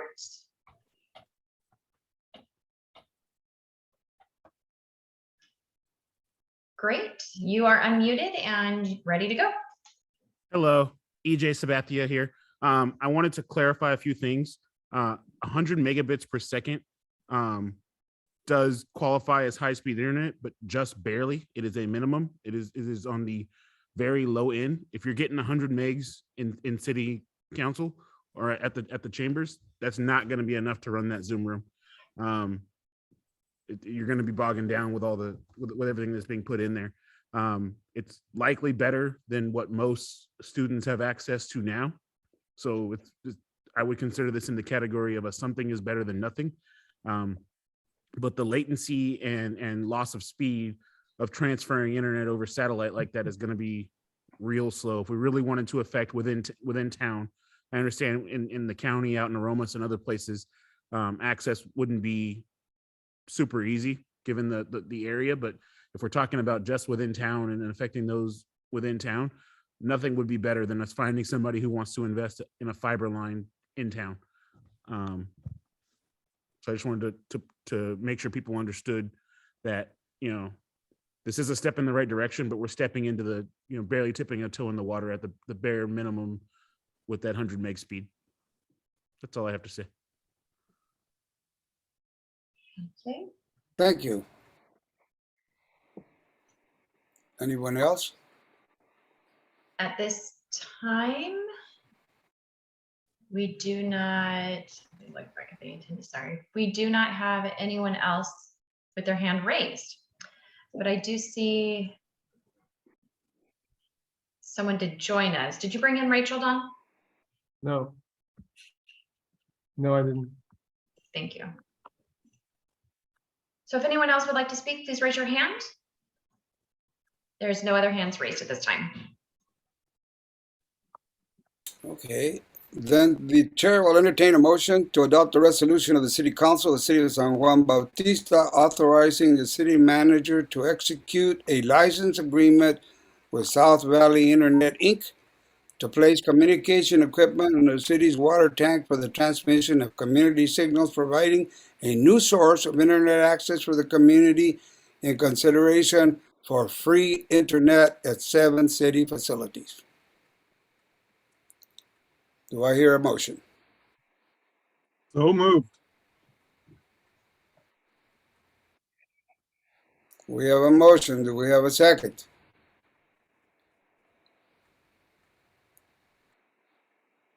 Need a second. I'll second it. I'll second the motion. Thank you. Okay, Okay, never mind. The mayor seconded. We have a Okay. motion and a second. Now we'll call for a vote. Thank you very much, Vice Mayor. Roll call. Councilmember Edge. vote. No, Thank you. Vice Mayor Flores. Yes. Councilmember Friels. Yes. Councilmember Freeman. Yes. Mayor Jordan. You need a verbal, please. Not possible. Yes. Thank you. She did a thumbs up. I So saw we it. do She have a did thumbs motion, up. a motion that passed with a 4 yes and 1 no by Councilmember Edge. Correct. Thank you. Now we move to 4D. Adopt a resolution of the City Council of the City of San Juan Bautista amending the memorandum of understanding with the Hollister Little League for Junior Giants Baseball Program, whereby the city would fully fund the maintenance of Abbey Park Field and pay for electricity lights. Oh, thank you, Vice Mayor City Flores. Manager, would Yes, I'll take this on. Thank you. We have quite a history, as you know. The park was dedicated to the city several decades ago, and always with a commitment for use as recreation. Originally intended to be managed by the San Juan Council, Action Council. I'm sorry if I got that name wrong. And serious consideration was given for the use of the field in 2004, 2005, and an MOU was drafted and approved by the City Council that was intended for anyone to use the baseball park in particular. And so it had provisions in it as far as maintenance of the fields and clearly described the different responsibilities, including financial responsibilities. That time, the parks was not used after dark, and the cost of lighting was not included in the agreement. And that's with Little League, that's with for-profit entities, as well as with PAL, which is a strictly volunteer operation, volunteer coaches, not charging children to play ball with them in practice. And I'm sure you guys probably know about this program better than I do. In 2017, 2018, I look back at license agreements, and there was an Exhibit A to that agreement that described the time and the days that the field would be used. In 21, 22, they stopped putting the time in the agreements. And in 2021, I guess the lights were left on overnight. And so our administrative services manager, or deputy city clerk, felt that they should be held accountable for that, and then added language to the agreement that they would pay for their PG&E bills, which amount to maybe $200, $300 a month. The mayor and I met with the coach who wrote the letter to the city requesting that the city pay for the maintenance and lighting of the fields. And when we met with Mr. Ponce, Mr. Ortiz Ponce, he explained to us that the older kids practice later in the evening and will go sometimes till 9:30. So it's about an hour's worth of lights. And as long as the city maintains the timer and we maintain our own part of the equipment, then he would be responsible for making sure the lights were turned off. So that $150 a month would amount to maybe $450 a year of electricity at the park. So in consideration in the letter stating that hundreds of children benefit by this program, that the POW Junior Giants program is unique compared to Little League and some of the others where fees are requested, et cetera. That makes them special and stand out as a service to our community, a service to these children, consistent with our strategic plan. And if we're going to consider programs like this, we need to consider promoting our public amenities and expanding our recreational opportunities through partnerships. That's number 2 in our strategic plan. So with that, staff put together memorandum amendments in the form of a resolution where the city would agree to pick up the cost of maintenance, which it does anyway, with the fields and the mowing and so forth, and the watering and then pay for the cost of the lights through the end of the season in August.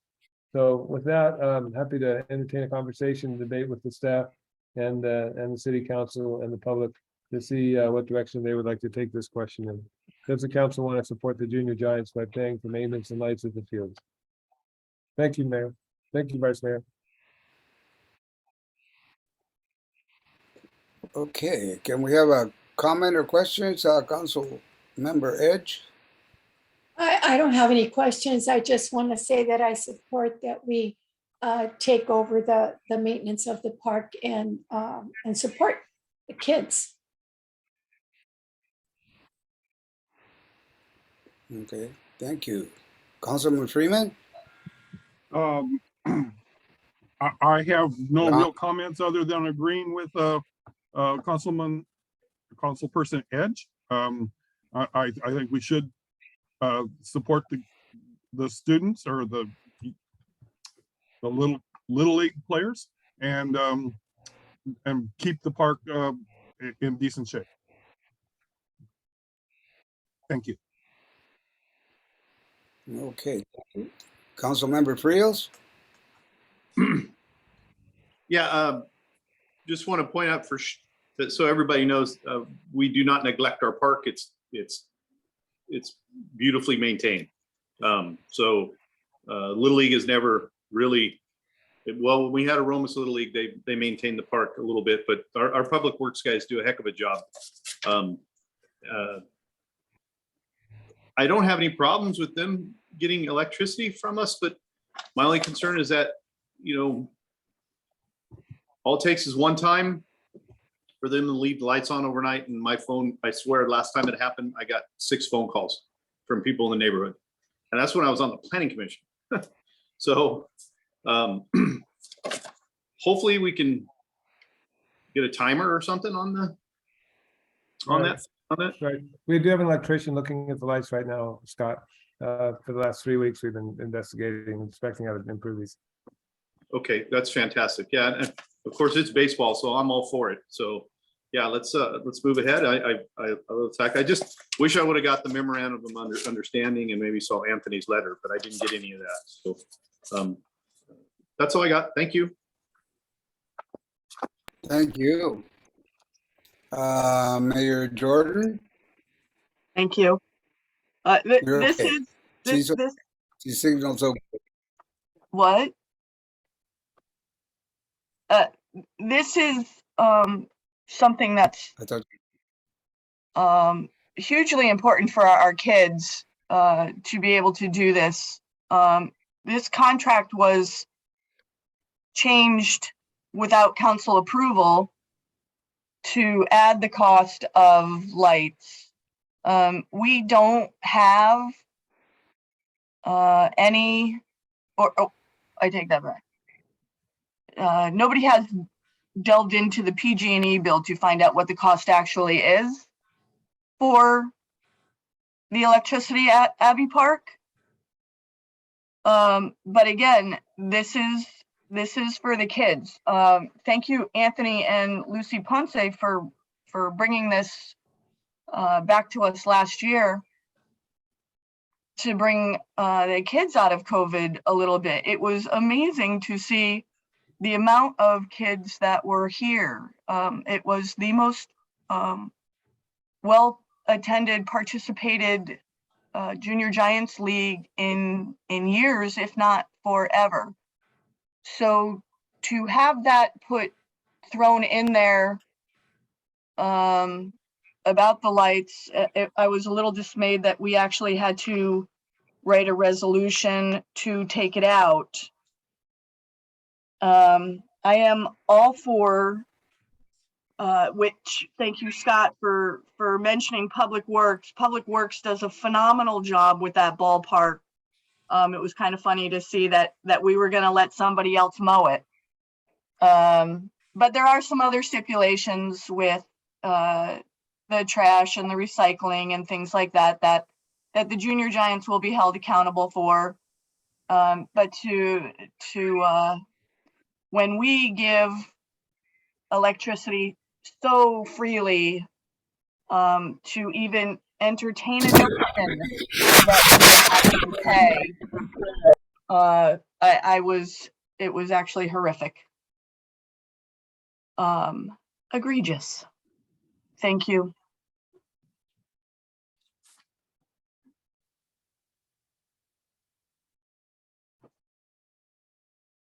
Vice Mayor, you are muted.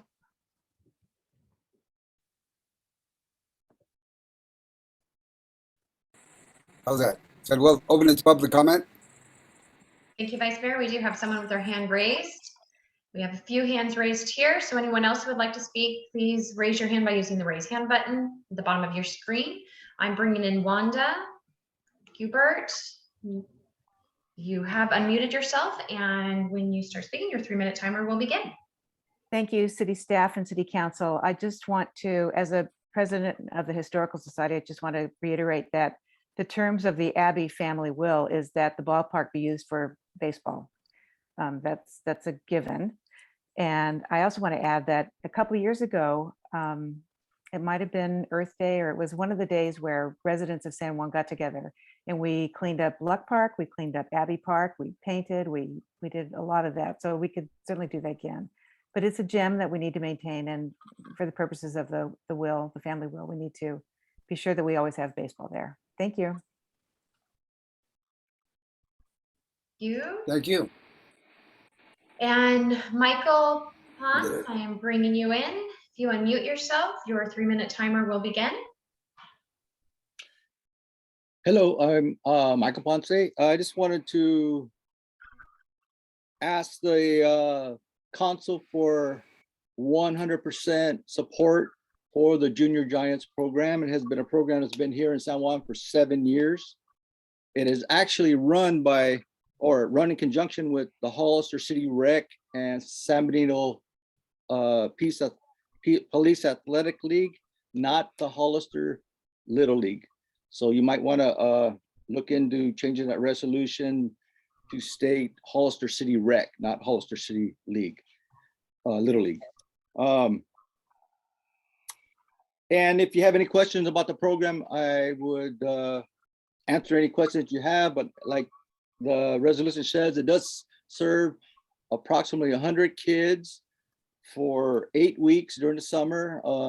From what I understand, it's only one of few programs for the kids here in San Juan during the summer. Very well attended, great family time. Friday nights on our practice, we have a family barbecue. The whole families get together. It's a great time. So I'm just hoping that I do get, or we do get 100% approval for this. And I'll answer any questions if you have. Thank you. Okay. Vice Mayor, you're muted. Did you? Okay, thank you, Michael. Okay. Thank you, Michael. Am I on? And you're on. Wanda does have her hand raised again. She did have time remaining. It has not been since I've been helping it has not been the practice to bring them back in, but how would you like to proceed, Vice Mayor? Go ahead, bring her back in. Okay, absolutely. And so there was just under 2 minutes. There we go. Just under 2 minutes you had remaining, Wanda, so I'll reset it to 2 minutes. Thank you, and I appreciate you letting me back in. I just have a quick comment. I really support the baseball in San Juan. I thank Michael and his team for everything they've done. And I just want to add that baseball is a long tradition in San Juan. Scott's grandfather was on one of the old baseball teams, and we have vintage photographs of the adult players playing ball on the field, the pear pickers and Scott, help me out. I can't think of any of the other teams right now, but it's an old tradition. It's a San Juan tradition. We need to keep it going, and I support that. Thank you. Okay. And I am bringing in Thank you, Wanda. Jackie Morris Lopez. If you wait just 1 second, Jackie, I have to reset my timer here to 3 minutes. You are unmuted, but give me a second. Okay. Thank you. I just want to say I support the baseball, the Giants. Although I am an Athletic A's fan, I still support the Little League Giants. And thank you to Mr. Ponce and his wife and the other parents that are devoted and committed to doing this.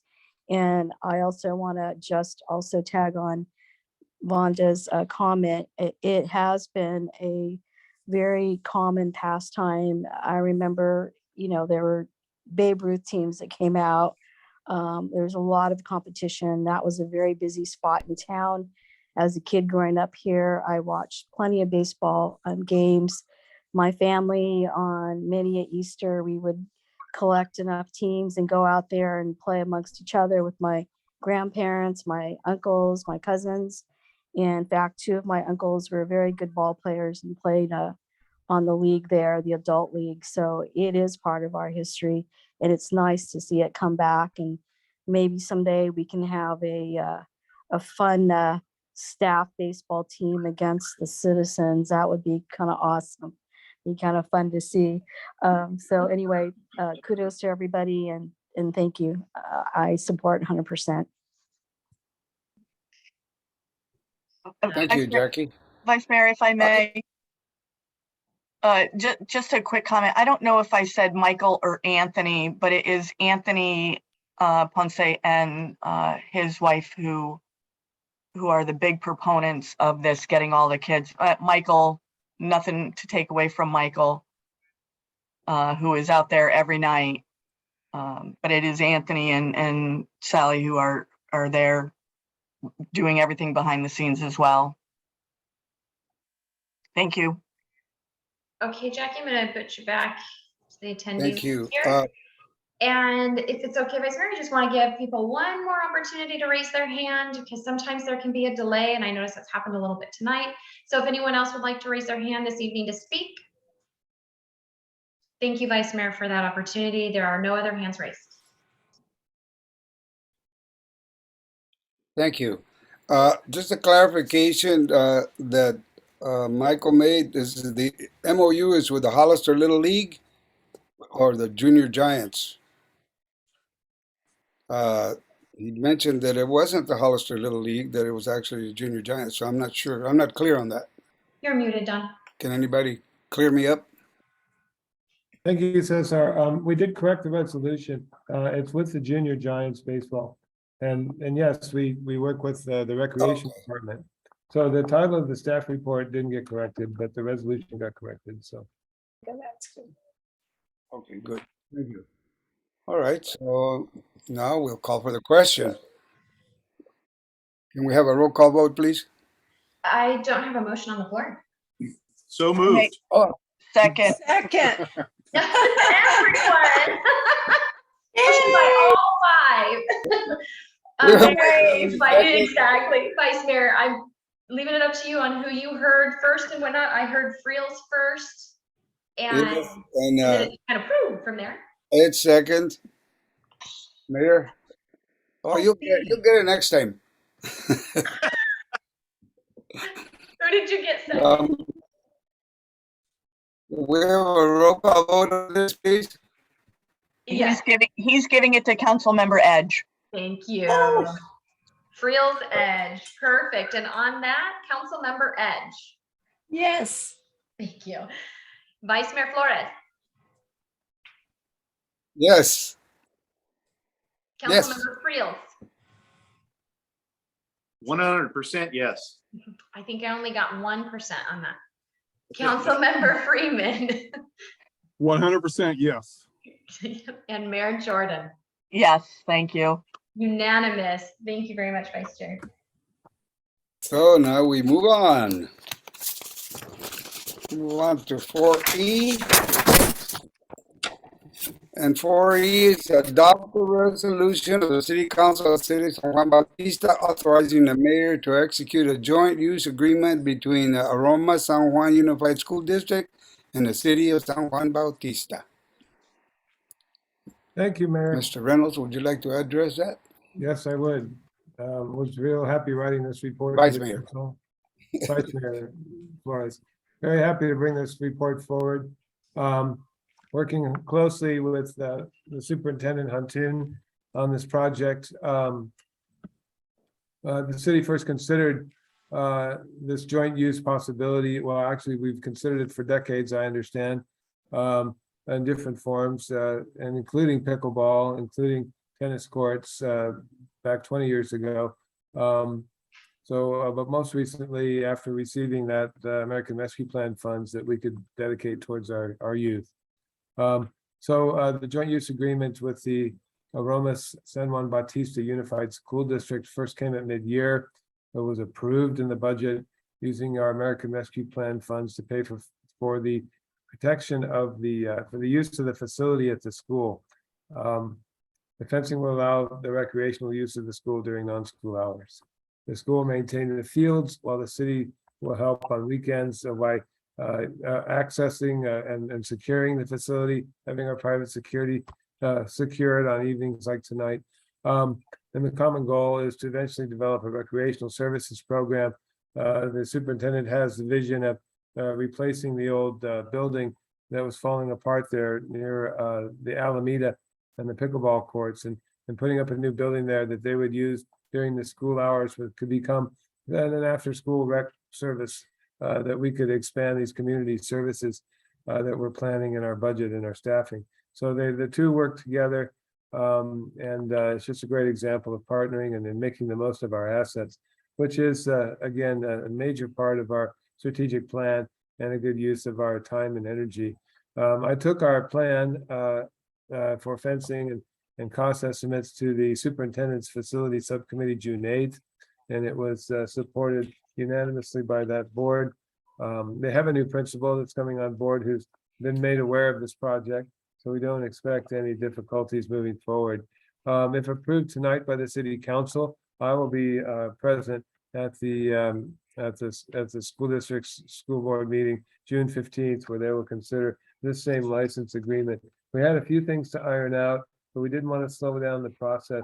So the resolution is worded that the city attorney and I would agree to changes from their legal team and a final draft form, and then we would implement and execute an agreement very similar to the one that's attached to this agreement.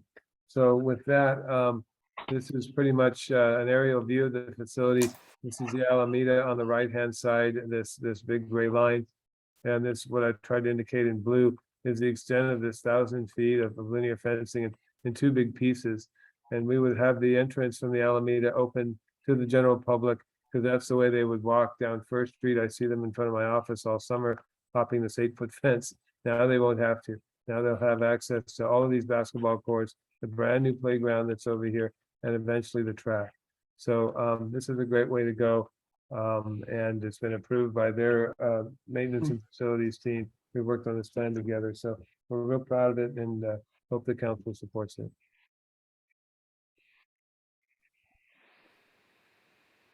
There you go. Thank you. Any questions or comments? We move forward, right? Councilmember Edge? No questions. I think it's great. And I do have one question. Will it be available for the kids to be able to play on weekends? They'll be able to access. Yes, that was one of the changes we're making to the proposed license, to the proposed agreement.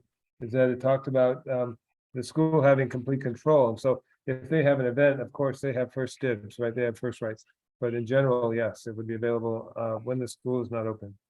Yeah. Including kids and holidays. Good, good. Okay. Thank you. Thank you. Councilmember Friels, No questions. I think this is a great deal. Thank you, Don. Councilmember Freeman, Thank you. I've been working on this for a long time too, and I'm glad to see it come to fruition. I just, I want to remind the city attorney that I don't think we need to have liability for what happens on the school grounds. That should be the school district itself. Other than that, I'm fine. After all, the danger right now is that the 8th graders are hopping an 8-foot fence. If one of them falls awkwardly, he or she could sprain an ankle or even break a leg. So there's dangers as it is right now. I think not having a fence actually lessens the danger, but that's just me. Thank you. Thank you. thank you. Mayor Jordan. Mayor Jordan, I know you're drinking water, but you have a comment? No, thank you. Okay, how about we open this up to the public comments? Thank you, Vice Mayor. We do have someone with their hand raised. Michael, you notice your hand was raised prior to this item, so this is specific to item 4E, the resolution that has been discussed. I'm bringing you in, and if you unmute yourself, your 3-minute timer will begin.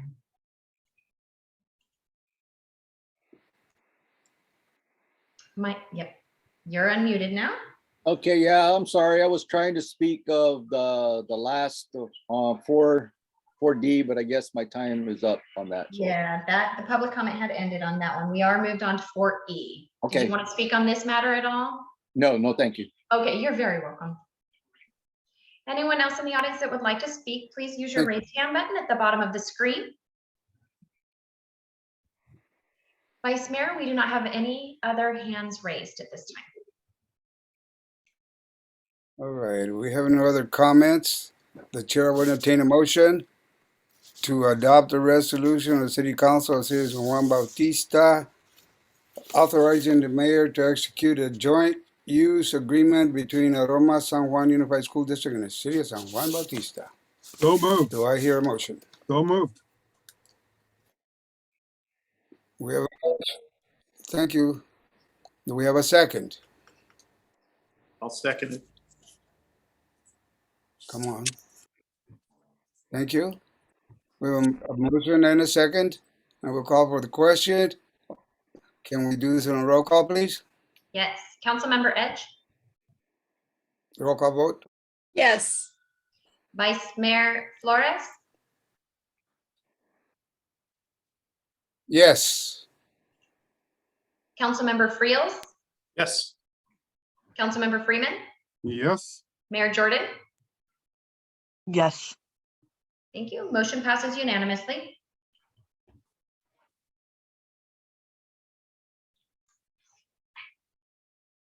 You are muted, Mayor, Vice Mayor.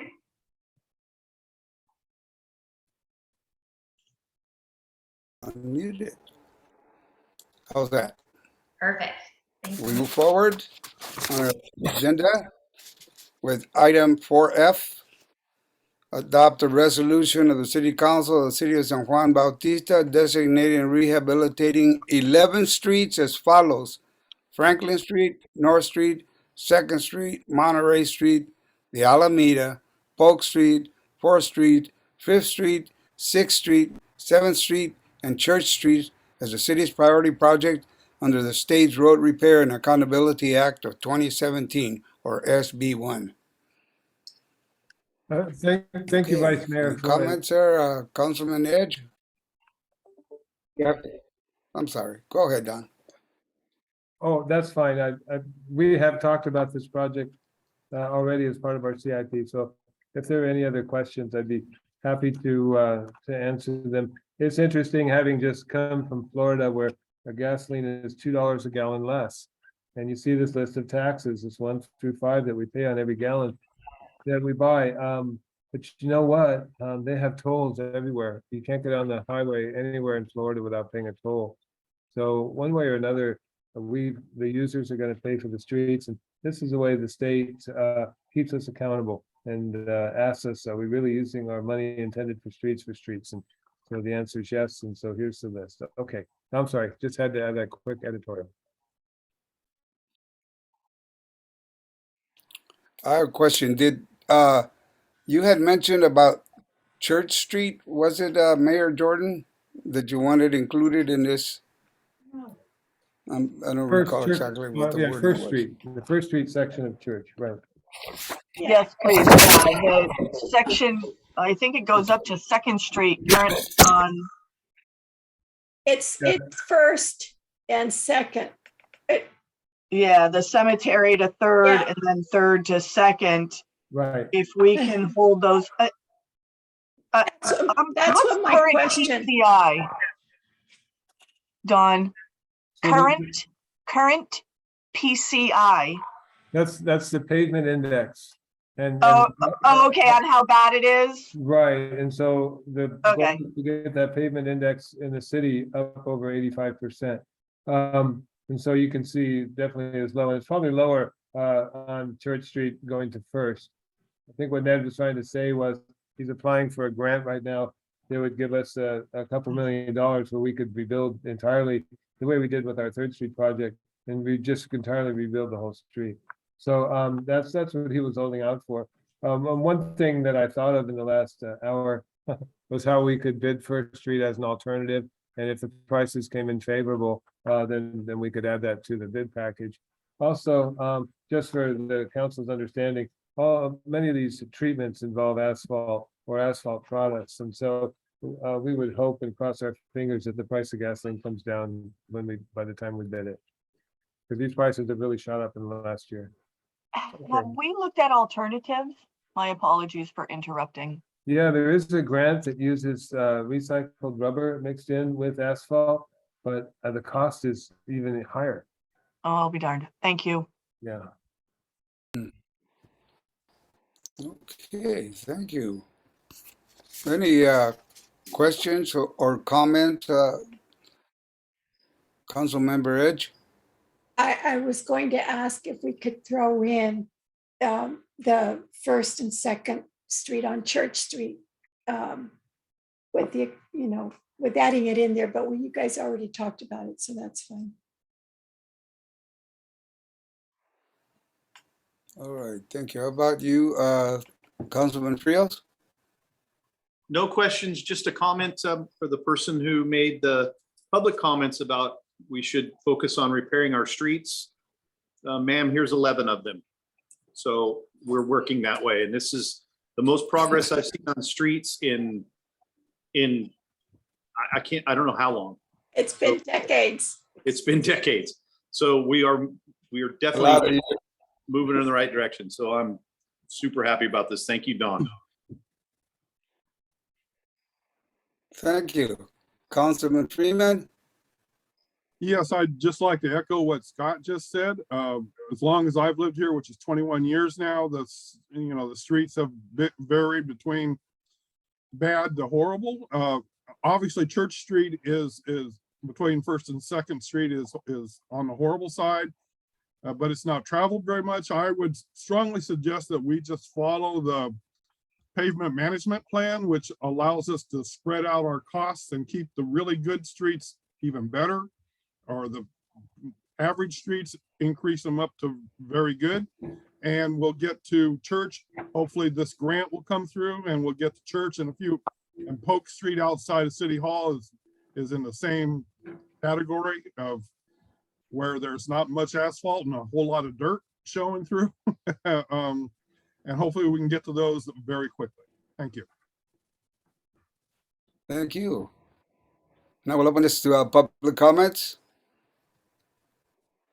Thank you. If anyone in the audience would like to speak, please use the raise hand button at the bottom of your screen. We do not have any hands raised at this time, Vice Mayor. Thank you. The chair will entertain a motion to accept or adopt a resolution of the city council, and I won't read the whole thing. I read it once before, but it's designating the 11 streets to be repaired. We'll have a motion. I make a So motion moved.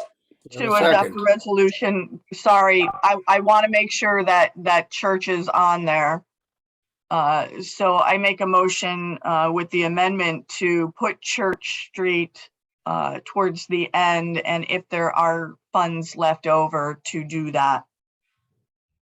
Between first and second. Yeah. Well, since Councilman Edge, yeah, you can second the motion and add that on there. Okay? Yes. Is that Second. clear? Yes. Okay.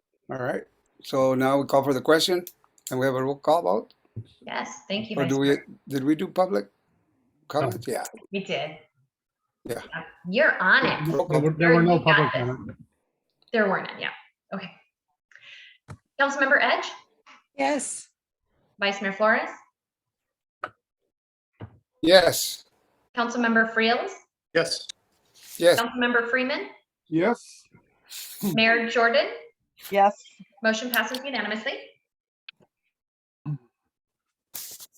Thank you.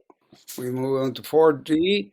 Discuss whether the office of city treasurer and or city clerk will be on the ballot to be made appointive rather than elective, and adopt a resolution of the city council of the city of San Juan Bautista calling a general municipal election to be held on November 8th, 2022, requesting that the county of San Benito agree to consolidation of said election with a statewide general election to be held on said date. Requesting the county to render services in connection with said consolidated election. Vice Mayor, I can speak to this item a little bit here. This essentially revisits the action you took back in May 17th with Resolution 2022-32. However, that resolution did not include the determination that was made back in February that the office of the city clerk would be on the ballot to be filled by appointed, if approved by the voters, rather than being an elected city clerk. The city council would appoint a city clerk. And so this resolution was coming back to you to fulfill the direction on February 15th to add the item of the city clerk to the ballot. And also there was discussion with the city manager whether the council wanted to also add to the question the matter of a city treasurer being appointed rather than elected. And since that was not discussed apparently on February 15th, I thought it would be appropriate with the council to discuss, hear from the public and provide some direction as far as making one or both offices appointive as a question on the ballot in the upcoming election in November. There's two alternate resolutions before you. The first one would make both offices appointive if both questions were approved by the voters in November. The second one would just speak to the office of the city clerk, just the one office. So that is the nature of the matter before you this evening.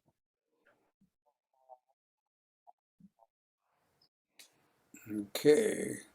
Do we have some comments or questions? Councilman Edge?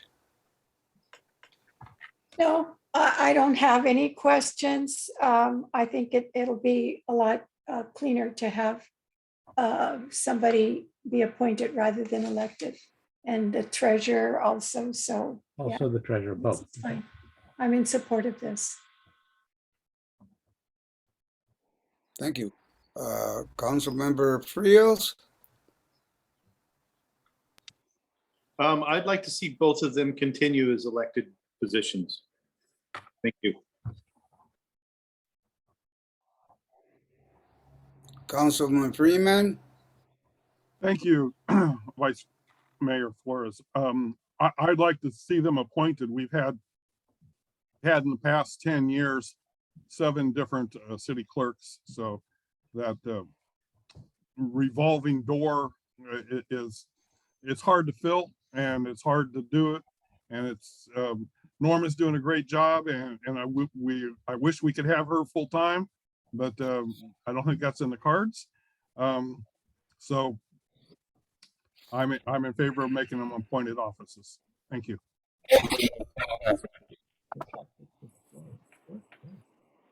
Mayor Jordan? Thank you. I am for appointing them, and that's not to say that we won't have a revolving door still. Who knows? Don, are there monies associated with this? I know that currently we do a stipend.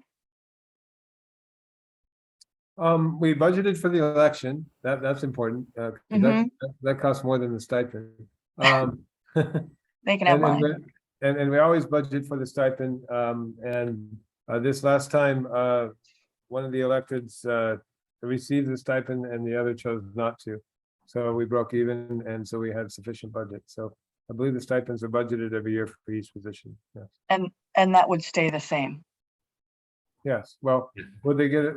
So no, we would hire. Right now, we're recruiting for a deputy city clerk. Oh, did I and then- I'm sorry, I froze. Right now, we're recruiting for deputy city clerk, and I think in the future, we would be recruiting for a city clerk. So the whole recruitment process would be different, and you would not get a stipend on top of your regular salary. Thank you.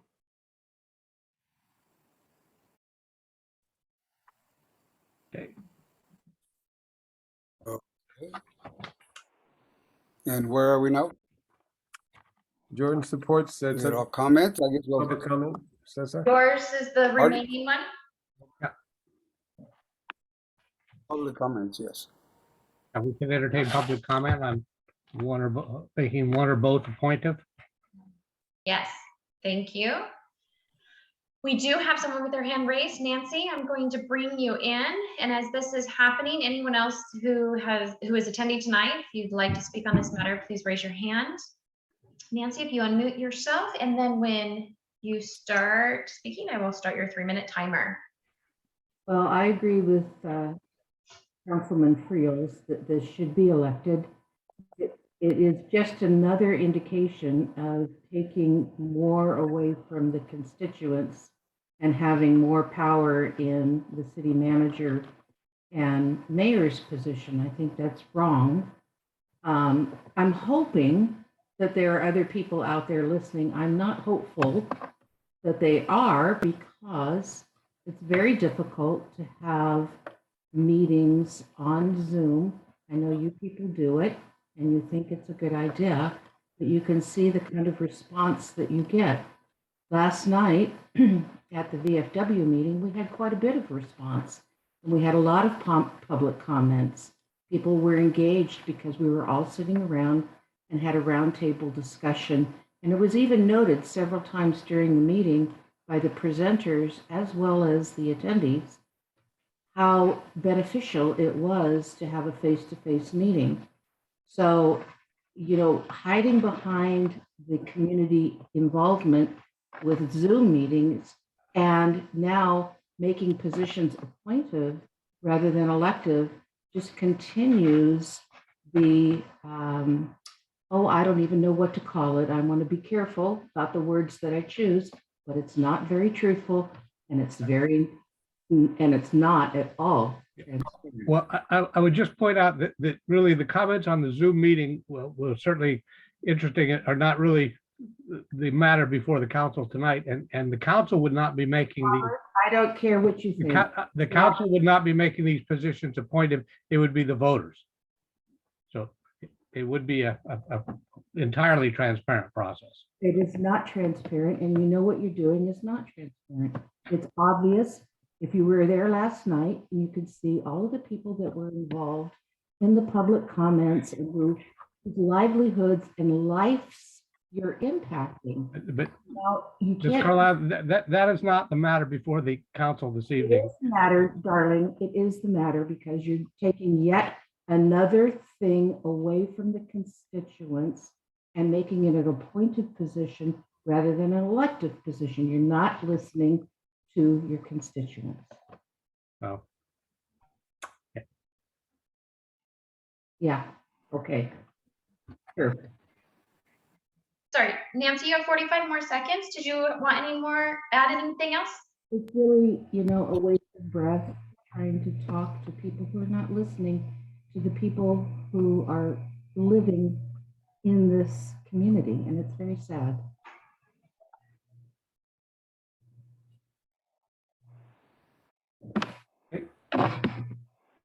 Okay. Thank you. We Well, do have Okay, more thank you hands for your raised. input. Vice Any Mayor. other? Mhm. We do have more hands raised. I'm bringing Jackie Morris Lopez. Yes, thank you once again. I also agree that this should be an elected position. I agree with my councilman Scott Friels. There are certain committees that are appointed versus elected, just like our planning commission and various community engagement organizations, or committees that involved purely appointed, but this is something important, and I think it should remain as an elected positions. Thank you. Okay. And I would point out that both positions will need to be on the ballot in November for an election. And if the candidate files and is elected to one or both of those positions, and the question passed as far as making them appointive, that they would not become appointive until 4 years completion of the term of anyone who was elected to either one of those offices in the upcoming election in November. So it is still possible that there could be an elected clerk and or treasurer.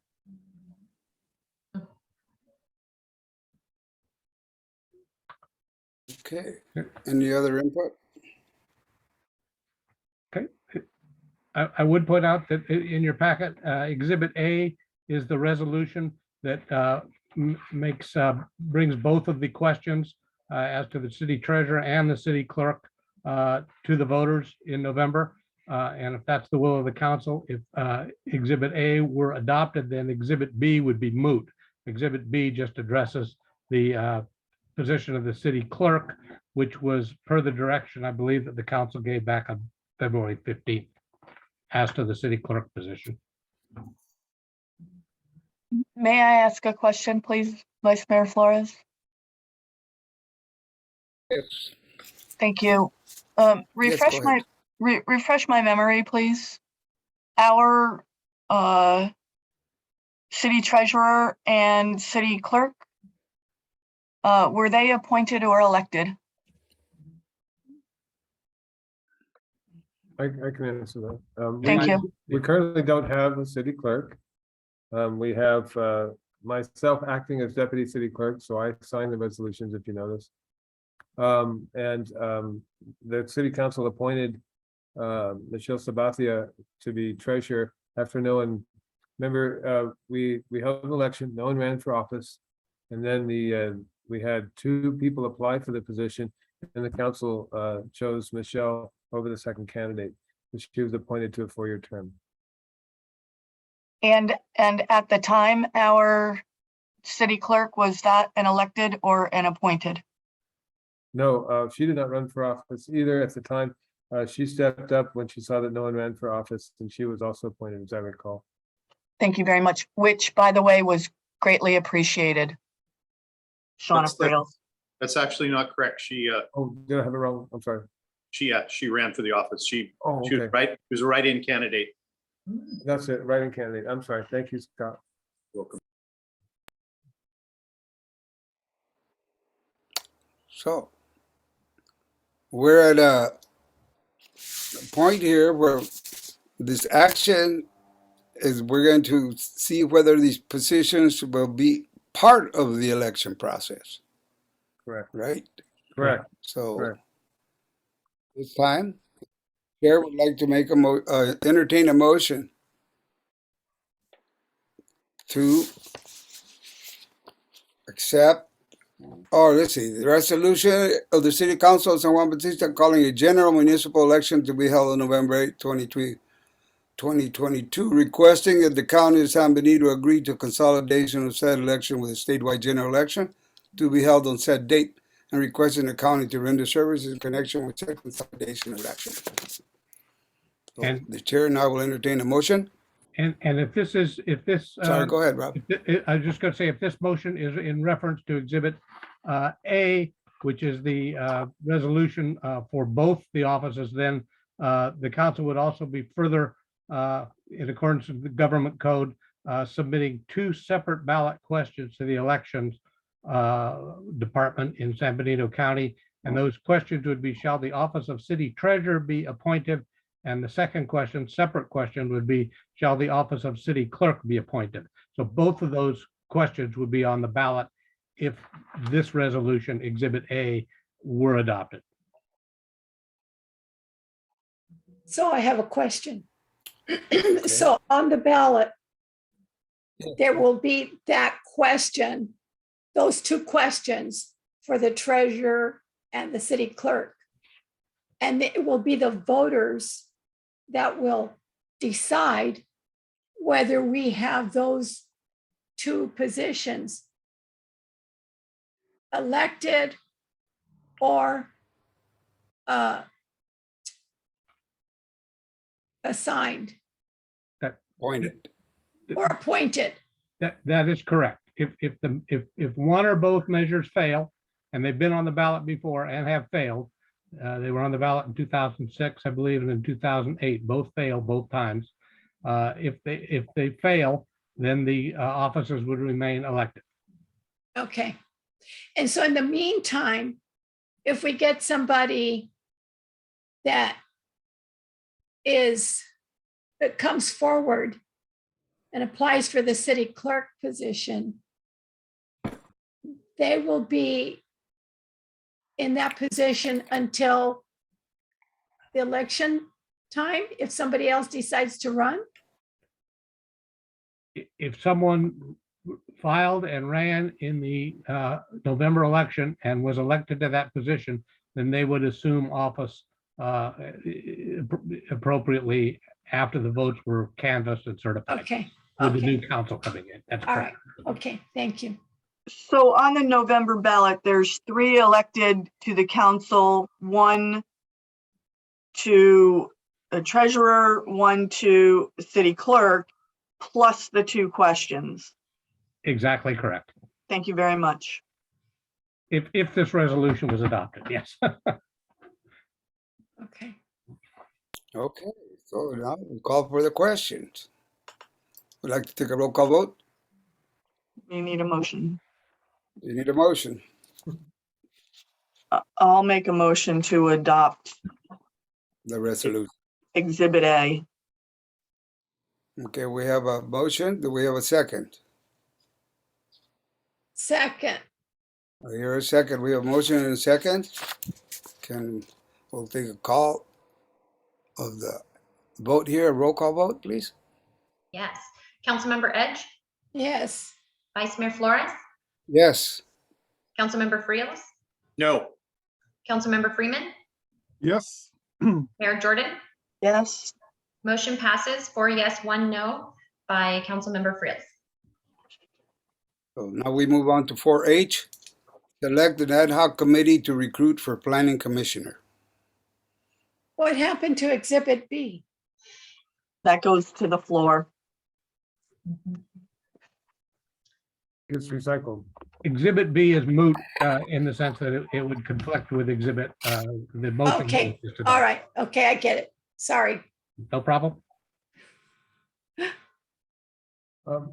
So, Vice Mayor Flores, Okay, thank let's you move for, forward.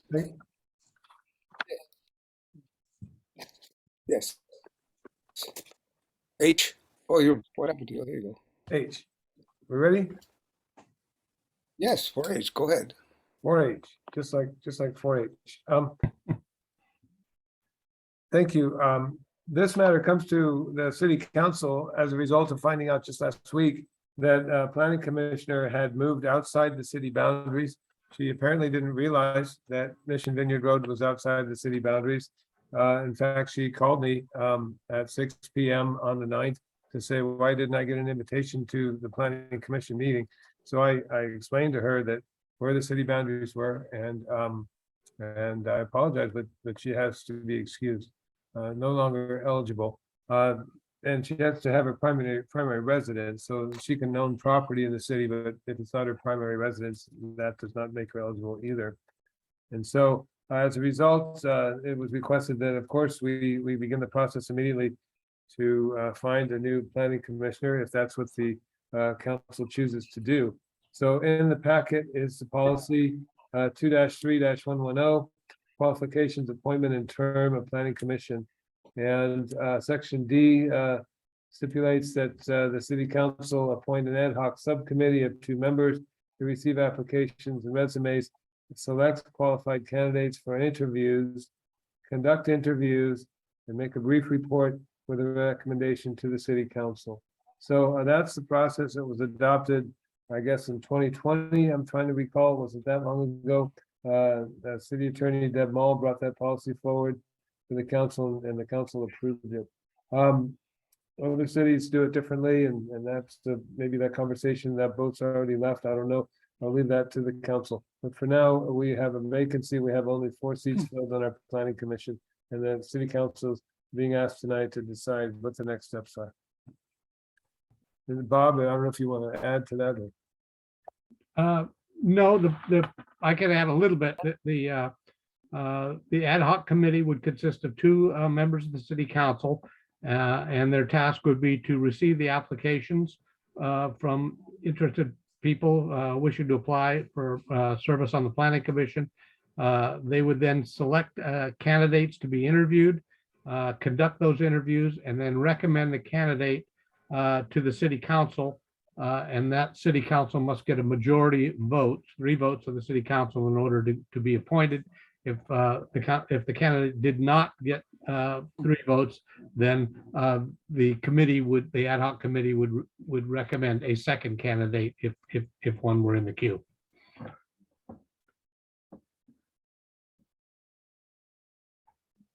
Okay. So do we actually form the ad hoc committee tonight, or do we just keep it in mind and apply for it? What's the process? So it would be appropriate to go ahead, and the agenda item is to select 2 members of the council to serve on the ad hoc committee to recruit a planning commissioner in accordance with the municipal code, which is the section I just paraphrased. So yeah, it would be appropriate tonight, I think, to select those 2 members. Okay, I would like to ask for volunteers, if anyone's interested. Caesar, I would like to strongly disagree with the city attorney. I think we've tried this process once before. It failed, frankly, miserably. The behavior of the city council, or excuse me, the planning commission, and it was demonstrated last night in clear detail and for everyone to see, is subpar. We need a new process. We need accountability. We have no accountability at all. If I was to ask you, Caesar, or you, Mary, or you, Scott, who is your planning commissioner, you would have no answer for me. If you were to ask me, who is my planning commissioner, I would have no answer for you. So there's no accountability. We need a one-to-one relationship. We need to have each city councilman pick their planning commissioner, and then we can vote on them in bank. That's the way it used to be. It got tangled up, and I don't want to go through that history, but I would much prefer a direct one-to-one relationship where there is accountability. Right now, there is no accountability, and it's been a disaster, frankly. Thank you. So what are we going to do? Thank you.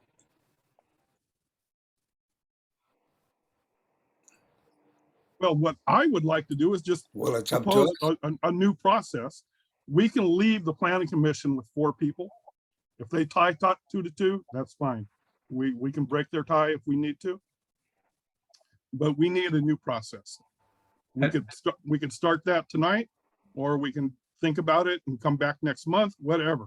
Actually, Councilmember Freeman, I don't, it's not really on the agenda to, discuss a new process, but that could certainly be brought back to the council. That's certainly true. But, it would need to be on the agenda so that the public would have an opportunity to comment as well. This item that's on the agenda is just to implement the current process that's in the municipal code. I'd kind of like to know how everybody else feels.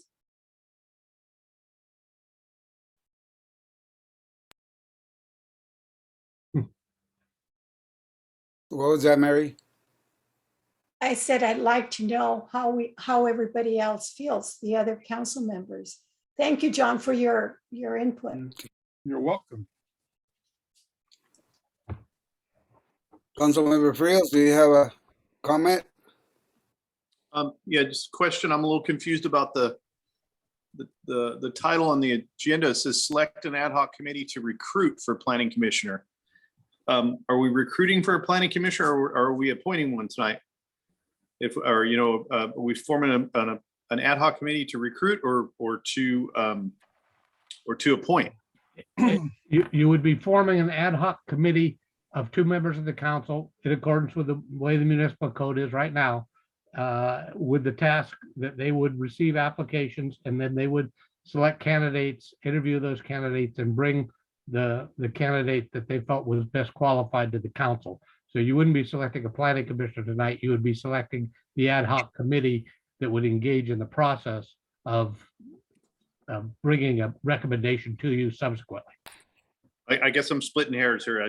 I'm reading the agenda. It says ad hoc committee to recruit for planning commission. To me, that would like getting a couple guys, a couple folks together on ad hoc committee and doing some type of recruitment drive. And then from there, somebody applies and then goes from there. I know where this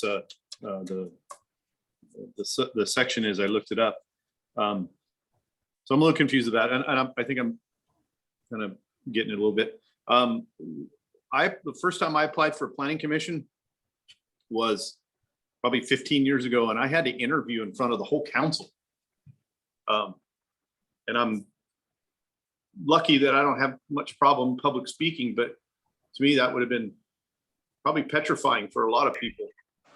So I'm not in favor of something like that.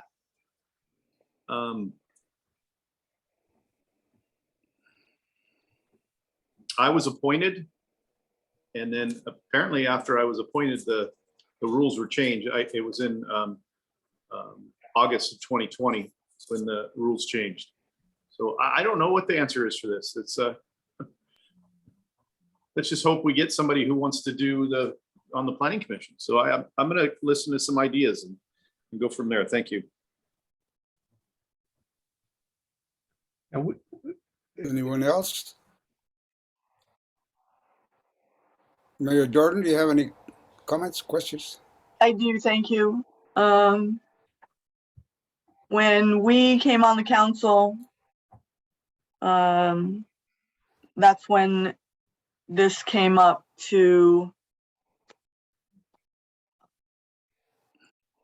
hold interviews, and then we lost a member or two and had an ad hoc committee put together to, I don't know how that process worked, whether the ad hoc solicited for folks or whether folks said, hey, here's my application, I wanna be a city planner. As somebody keeps pointing out, there's this many people in our little tiny city. And I think everybody, almost a great many of us, have already volunteered more than once. So I don't know. I don't know what the answer is. For me to ask if somebody wants to be on, I'd probably have to go to 10 or 15 people to say, hey, you want to be appointed? I'm sure it would be the same asking for a resume as well. But part of the resume and speaking in front of the council is you're in the public eye and you should have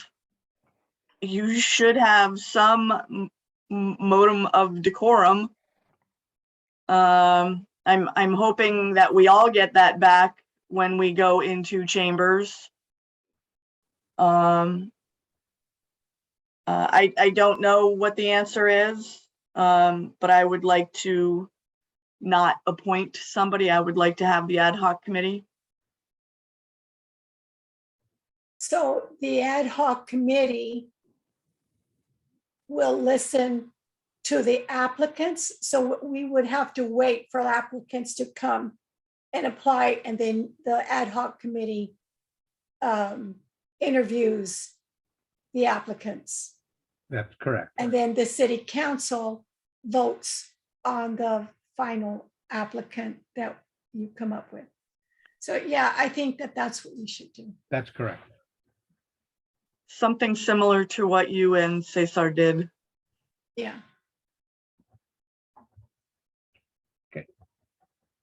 Okay, well, where are we here? Well, I'd just like to say that to answer Mayor Jordan's concerns, the way it used to work was the city hall would put out an announcement that there was an opening for on the city planning commission, and people would submit their applications, and then the individual council members, whoever that was at that time, would look at the resumes and interview the people and then select the one that he or she thought was the best. It wasn't like you had to go out and Okay. and corral 10 people. The resumes were collected by City Hall. And Got it. Understood. I did not understand that prior to that. Thank you, John, for the clarification. And I think that would be the process under the ad hoc committee as well. I don't think that we would expect the council members to go out and solicit people on the street to apply. There would probably be a notice on the city's website, soliciting resumes and applications. So why don't we do that? I volunteered to be on that committee. Well, I'll be on it with you. Say sorry if nobody else wants to. Okay. So we have 2 members Okay. of the ad hoc committee, and we will go through the process, putting out the applications by the city, and we get applications in, we'll review them, and we'll submit what we feel is the right candidates to the council. And then the council will act on it. Whatever, yeah. Am I right?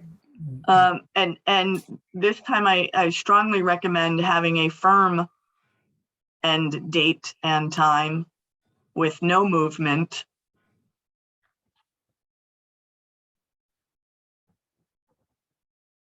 Right. And that could be part, provided that you get applications, of course. Absolutely. That could certainly be part of a speaking motion that would encompass selecting the vice mayor and mayor to serve on an ad hoc committee to receive applications, work with city staff to solicit and receive applications and review them, bring back a recommendation to the city council by whatever date. You could set date now if you wanted to. And I said, like I say, provided that there were applications received.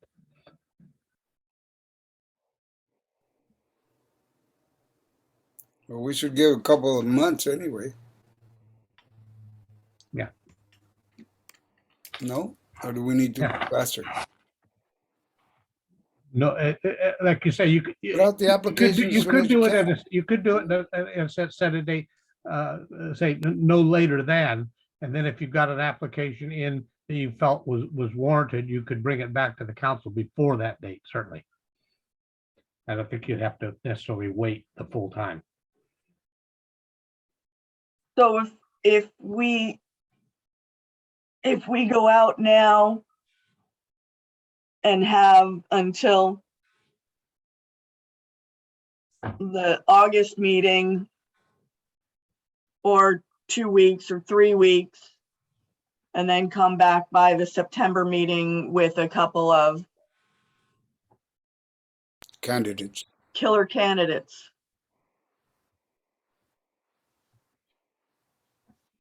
I'm okay with that.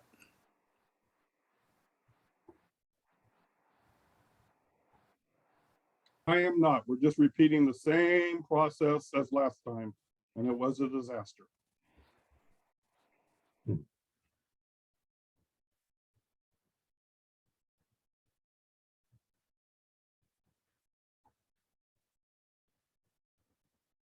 Okay, so we're at standstill here. Well, Okay, so, Scott and Mary, do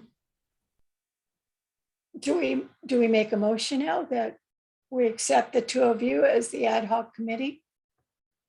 Do we need a motion for that, Bob? It would be Well, it's under appropriate. action items. yes, it's an action item. Yeah. All right, well, the chair, I was going to just kind of suggest a motion, and you can certainly do with it what you will. I would think something in the nature of a motion to appoint the mayor and the vice mayor to an ad hoc committee to recruit to receive and recruit for applications to serve as a planning commissioner, and to bring a recommendation or a report to the council no later than, say, the regular meeting in August. And if you've got somebody earlier than that, you could bring it earlier, certainly. But, and if there was nobody on the radar screen by that time, at least the council would have a report on what the response was to the solicitation. So we have public speakers who are asking to speak on this item before the You should hear council. from the Still public. need You're to right. You're right. that time as well. Would you like to go to that? Vice Mayor?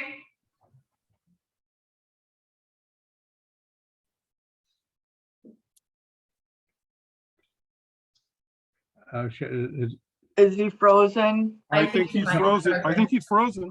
Okay, so Yeah. Oh, no, he's not. Cesar, can we go to public comment? yes, let's go to public comments. okay, we do have public comment, hands raised. Darlene Boyd, I'm bringing you in. If you unmute yourself, and then at that time, I will start your 3-minute timer. Okay, thank you. Yes, it was a Welcome. disaster the last time that you guys did this.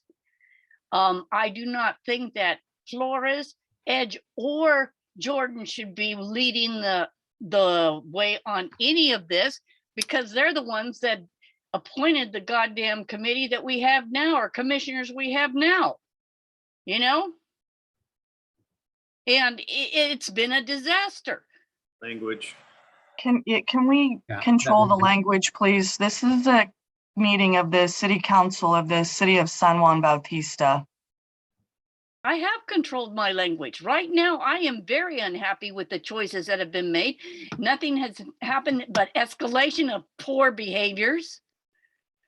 We are to the point where we could probably suffer from litigation from the fact that these commissioners behaved so poorly, and they were appointed on a rubric that was designed by Flores and Edge that was completely arbitrary. You know, it was one of the most arbitrary rubrics I've ever seen. It had nothing to do with their professionalism. It had nothing to do with their intelligence. All it had to do was whether they lived in this city long enough.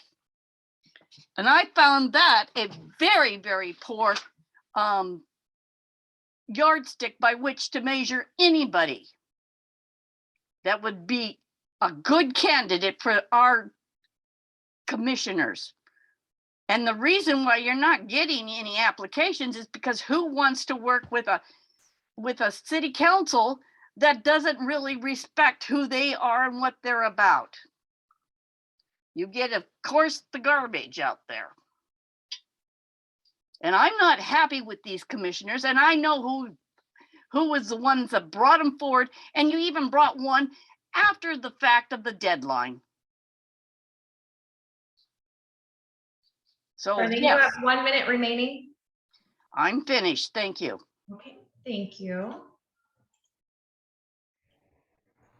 And Nancy, I'm bringing you in. Once you unmute yourself, once you unmute yourself, your 3-minute timer will start.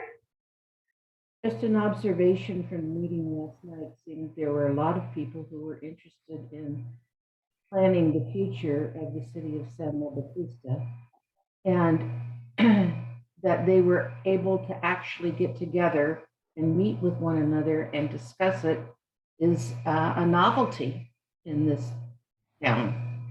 Because once again, here we are hiding behind Zoom meetings and doing all of these things in secrecy, when yesterday or last night, when you brought it out to the public, you did have a lot of public response. Just saying. I think it's very disappointing that the city council and the city manager and the city attorney continue this charade of Zoom meetings in which people cannot participate. That's it. Okay. Thank you, Nancy. Jackie Morris Lopez, I'm bringing you in once you unmute yourself. Yes, thank you, Clerk. You're welcome. I'm speaking and being transparent. I am the vice chair of the Planning Commission, and I'm in agreement that the action item that is to be focused on without all of the side conversation. I understand we have a right as the public, the constituents have a right to state their feelings, but you know, the accusatory tone and accusations and allegations lodged at my fellow commissioners, you need to also be careful how you present your views. I feel that in the past, there's a small pool of public people or residents that want to be involved.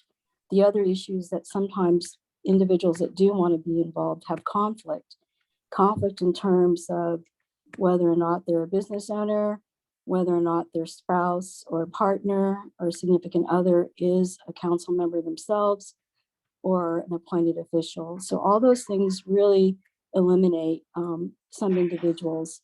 And as far as the process that happened last time, I feel it was a fair process. I think you need to follow what the ordinance states right now, and that was why one of the commissioners was let go. And this was brought to the attention behind the scenes by some of us because we were aware of that movement. Also, the individual had thrown in their application beyond the deadline. So I agree with Mayor Jordan. The deadline needs to be firm. And I also feel that you need to allow for all the applications to be coming in at once, not cherry picking the ones at the front end. I think if you're talking about transparency and fairness, and you need to actually hold to that standard. So if you have a deadline, which I didn't think that was part of the action item, it's simply picking an ad hoc committee tonight, that you need to have, maybe that needs to be continued. If you have a deadline, you need to let all of the applications float in organically and not cherry pick at the front end. You then, that's part of the process. I heard the speaker here tonight, and I thank her for giving an opinion. A lady by the name of Nancy, I'm sorry I didn't catch her last name, but I agree with her. Right now the city is not in a good spot, and we've had some rough patches with the Planning Commission. We try our hardest. I feel like the natural process of what happened maybe eliminated some of the issues. I hope that we can gather some 20 more. seconds, Jackie. I hope that we can gather some more applicants that are really interested in working with the process and helping the city first and foremost. Thank you. Okay. And Vice Mayor, we have no other hands raised at this time. All right, thank you for your input. So where does that leave us now? So we have an action item to select the ad hoc committee. Do we table that? Do we take care of it? What do we do? I make a motion to have the ad hoc committee consist of Vice Mayor Cesar Flores and Mayor Leslie Jordan. And I will, Do we have a motion? Do we have a second? I second it. Okay, we have a motion. Okay, we have a motion and a second. We'll call for the question. Can you do a roll call vote, please? Yes, thank you. Councilmember Roll call Edge, vote. Yes. Vice Mayor Flores, Yes. Councilmember Frios, Yes. Councilmember Freeman, Don, you're muted. You're No. you, and Mayor Jordan. Yes. So we have a motion for yes, 1 no by Councilmember Freeman. Motion passes. Thanks, everyone. Now we go to item 5. Thank you all. Discussion items. 5A, proposed water rates. City manager. Thank you, Vice Mayor Flores. This item's on the agenda because we have wanted to update the city council and see where we were. See where we were as far as public input and feedback on the proposed water rates. On May 17, the city council, and on May 31st, we had a town hall meeting about the proposed water rate increase. We had 2 focused conversations about the importation of drinking water. That's what this is about. A final step towards our compliance with the EPA. This would pay for the capital and operational expenses, where 65% of the higher quality water would be imported and blended with our groundwater, which is heavy hard water with salt in it. So this would diversify and stabilize our future water sources and put us in compliance with the EPA standards at our wastewater treatment plant. We'd have cleaner, better water for the city to drink. But these costs are important to consider. They involve the capital improvement of a 6-mile pipeline, the direct cost to the San Benito County Water District to buy water from the San Luis Reservoir and other sources, to treat that water and send it to us. Then the overhead to buy into an agreement that was initiated back in the 2013, 2015 between Hollister, Sunny Slope Water District and the Water District, San Benito County Water District, called the Hollister Urban Area Agreement, where they put money up front to pay for capital improvements to improve the West Hills treatment plant, which is where the proposed water would come from. In the worst case scenario, the rate increase over the next 3 years would be 14%, with a 5% increase after that. And the water rates would look something like this. We have a volumetric rate and a monthly base rate. And in these prior meetings, we've discussed the variables in these rates to great detail. On the 31st, we talked about how this was a worst case scenario.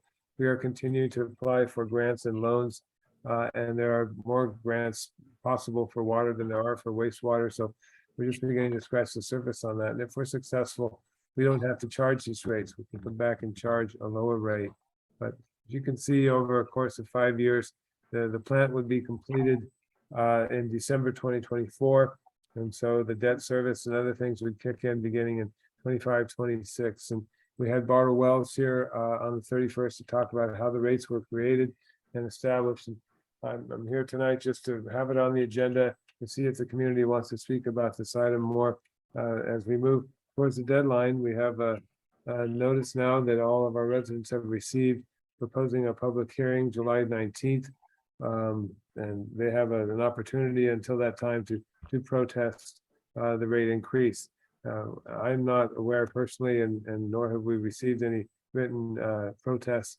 And I'm curious to know if the council has and what the community has to say about our process for water rate increases at this time. So that's why it's a discussion item. If we want to plan another town hall meeting, that's fine, we can do that. we have time, we could go July 12th, for example, and have a town hall meeting on this before the public hearing on the 19th. So we have options, we have flexibility. And I just wanted to know what the council's choice was, if there's any further direction council can receive to move this process forward. So with that, Mayor, I'm done with my presentation. Happy to listen and take direction. Thank you. Okay, do we have any comments or questions? Councilmember Edge? I don't have any questions, or I do have a comment. I've only had one community member scold me for the water rates. But, you know, she backed off after a while. She realizes that it's a difficult situation that we're in, but I did get scolded.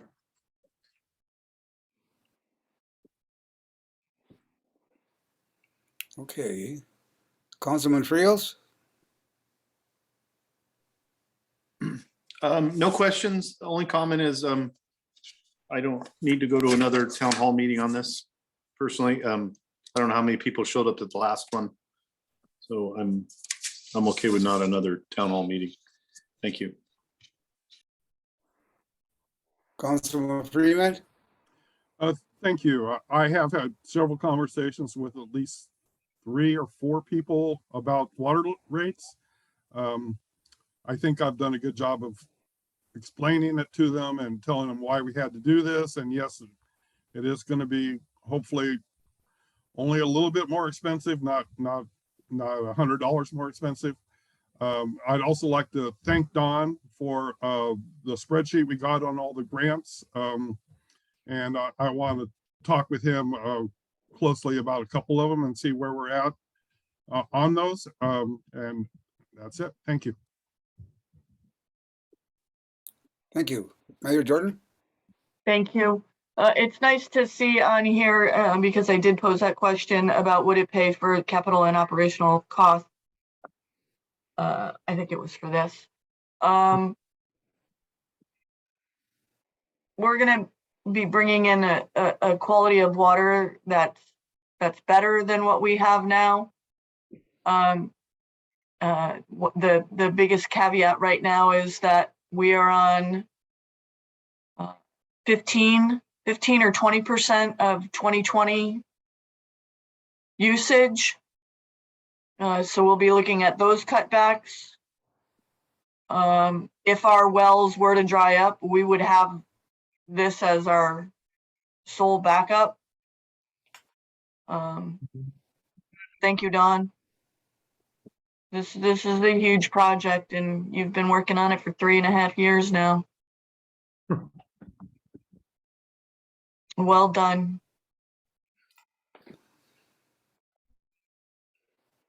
Thank you.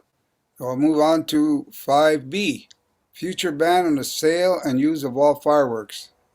Do we City have Attorney? Normally take public comment opportunity, even on Yes. discussion items?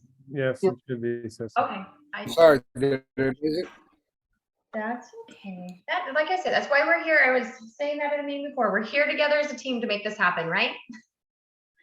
Okay, so if we have anyone from the public who would like to speak, please raise your hand. By pressing your raise hand button. And at this time, we do not have any hands raised, but thank you very much for giving them the opportunity there, Vice Chair. Thank you. Okay. 5B, future ban on the sale and use of all fireworks. City Attorney. Yes, Mr. Vice Mayor, this is a resolution. Actually, it's not a resolution, a discussion item, excuse me, that the council asked be brought back after the last consideration, which was a resolution, resolution 2239, 2022-39, I believe, which allowed the sale of fireworks by the Anzar Boosters Club and also the use on private property by people 18 or older or a minor under supervision of parent or guardian of legal fireworks this year in the city. And at the time, we were tasked with bringing back an ordinance at an early time that the council could review and discuss that would make the future sale and use and possession of discharge of fireworks within the city illegal. An ordinance, if it was brought back to you, obviously in July or subsequently, would require 2 readings and would not go into effect for 30 days. So it would not affect anything on the 4th of July this year. That's why it states the future sale, use, and possession and discharge of all fireworks. So there was also a request from the code enforcement folks to look at whether we could include something in the ordinance in the nature of host liability or property owner liability for allowing the use of fireworks. And we tried to do that in the draft ordinance that's attached to the staff report. It's a work in progress, this ordinance. So the idea was to bring it back, let the council know that we heard what you said at the last meeting, and to get your comments on whether this ordinance or something like it, or possibly something completely different, should be brought back to the council for introduction. So that's the discussion item that's before you this evening regarding a proposed ordinance. Okay, any comments there? Councilmember Edge? I don't, I don't have anything. Thank you. Thank you, Bob. Sure. Thank you. Councilmember Freeman? Thank you, Mayor, or Vice Mayor, excuse me. Saturday night, we had I guess an early 4th of July. Scott can also speak to it. I believe his dog was somewhat affected. Our dog was also, but you know, and a lot of people have talked to me far more than about the water, about the fireworks that went off at 8:30 Saturday night. So we need to get this done. Thank you. Thank you. Let's see. Mayor Jordan? The whole city can speak to it. The whole city heard it. Yep. Ban them, fine them, let's move on. 1912.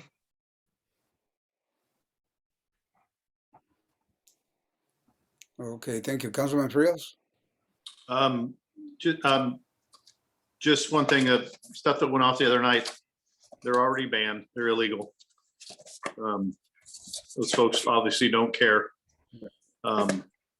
I'm fortunate that my dog wasn't injured any more than she was, or they are fortunate, I guess I could say.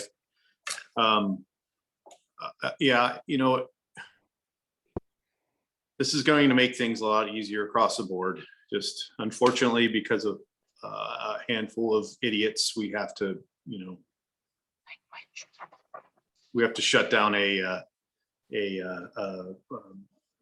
national tradition in our little town. So I'm sad about this because I used to enjoy fireworks as a kid, and I still do. And well, that's all I got to say before I say something not so good. Thank you. Yes, Mayor Jordan. Is there the possibility of having official fireworks at a later date? Something that the whole community could get behind? Something like what Spreckles does, where they have a whole day event in Spreckles. They use the community park for barbecues and families and have a fun run and a fire brigade, and it's a whole community thing. We're not that much bigger. I don't know that they have fireworks, but they have a citywide event. There is a provision in this draft ordinance that would allow public display of fireworks conducted by permit which would be granted by you folks pursuant to Title 19 of the California Code of Regulations. So I need to look at that a little further, but I think that particular section would allow what you just described, a municipal fireworks show under, by professional fireworks people. Right. If that was something the council wanted to consider in the future. If I may, Vice Mayor, my son lives in Sonoma, and the community comes out in force. It's a big family affair, and at the end, they have fireworks for the whole community to enjoy. So it might be something that we consider and plan out for the future. But it really is, I mean, it would be nice for us to have some sort of a citywide 4th of July celebration. Just a thought.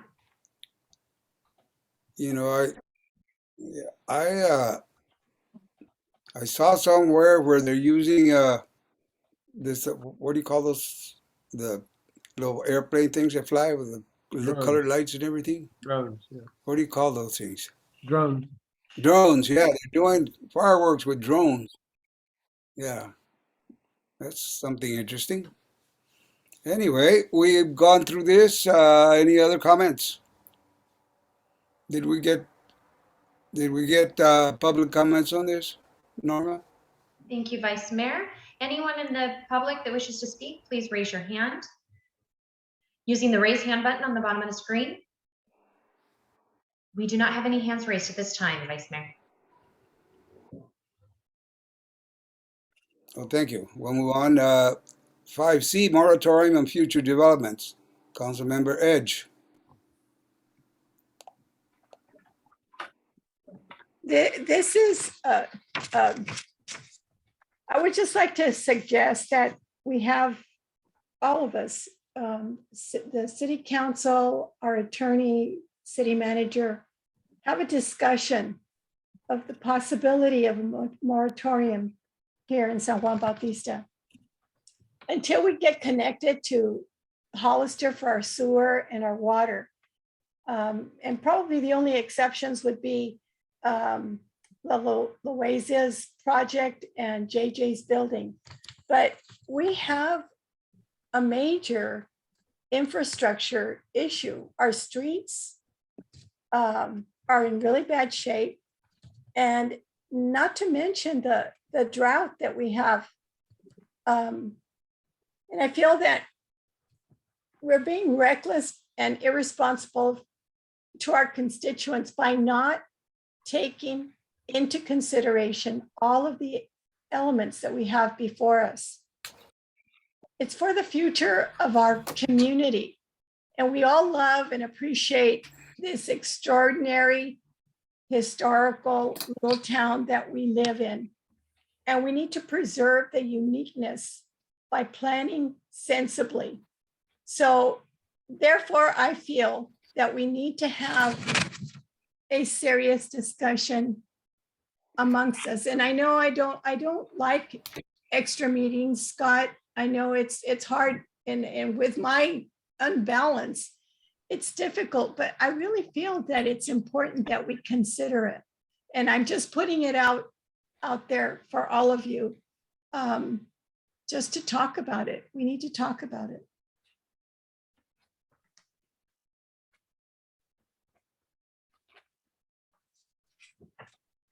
Okay. Any comments? Yes. From anyone? Yes, I'll comment. This is a planning commission Okay. issue. This Go is ahead, John. This is a planning commission issue. If we want to do it ourselves, then we are saying, and I'm not disagreeing, that we don't trust the planning commission, which I don't, frankly. So if we want to have that conversation, I am really happy to have that conversation. But just be aware that you are bypassing the planning commission. This is in their territory, and that's fine. We can have it.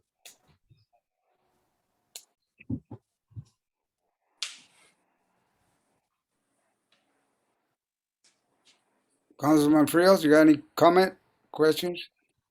Yeah, I agree with John. That's kind of the route it's supposed to take, but I'm concerned about a few things, the legality of it. You know, the state of California doesn't really give a grip if we can supply water to anybody or not. They're gonna tell us to grow. So hopefully we can find some type of loophole in that if we do follow the correct protocol. I mean, moratoriums have been done in the past in this town, and we did a couple illegal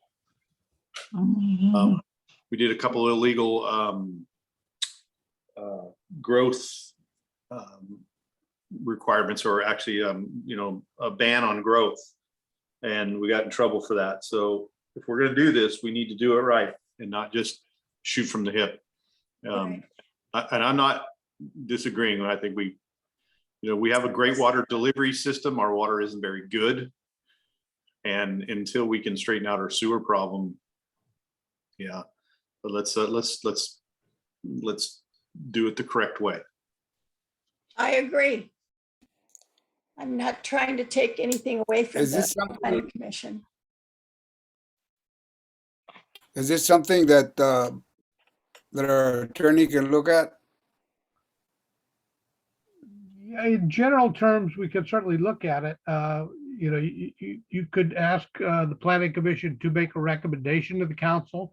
It would have to be imposed by an ordinance. It would require 4 out of 5, 4/5 vote, and would have to contain a finding that there is a current and immediate threat to public health, safety, or welfare. It would be in effect initially for 45 days.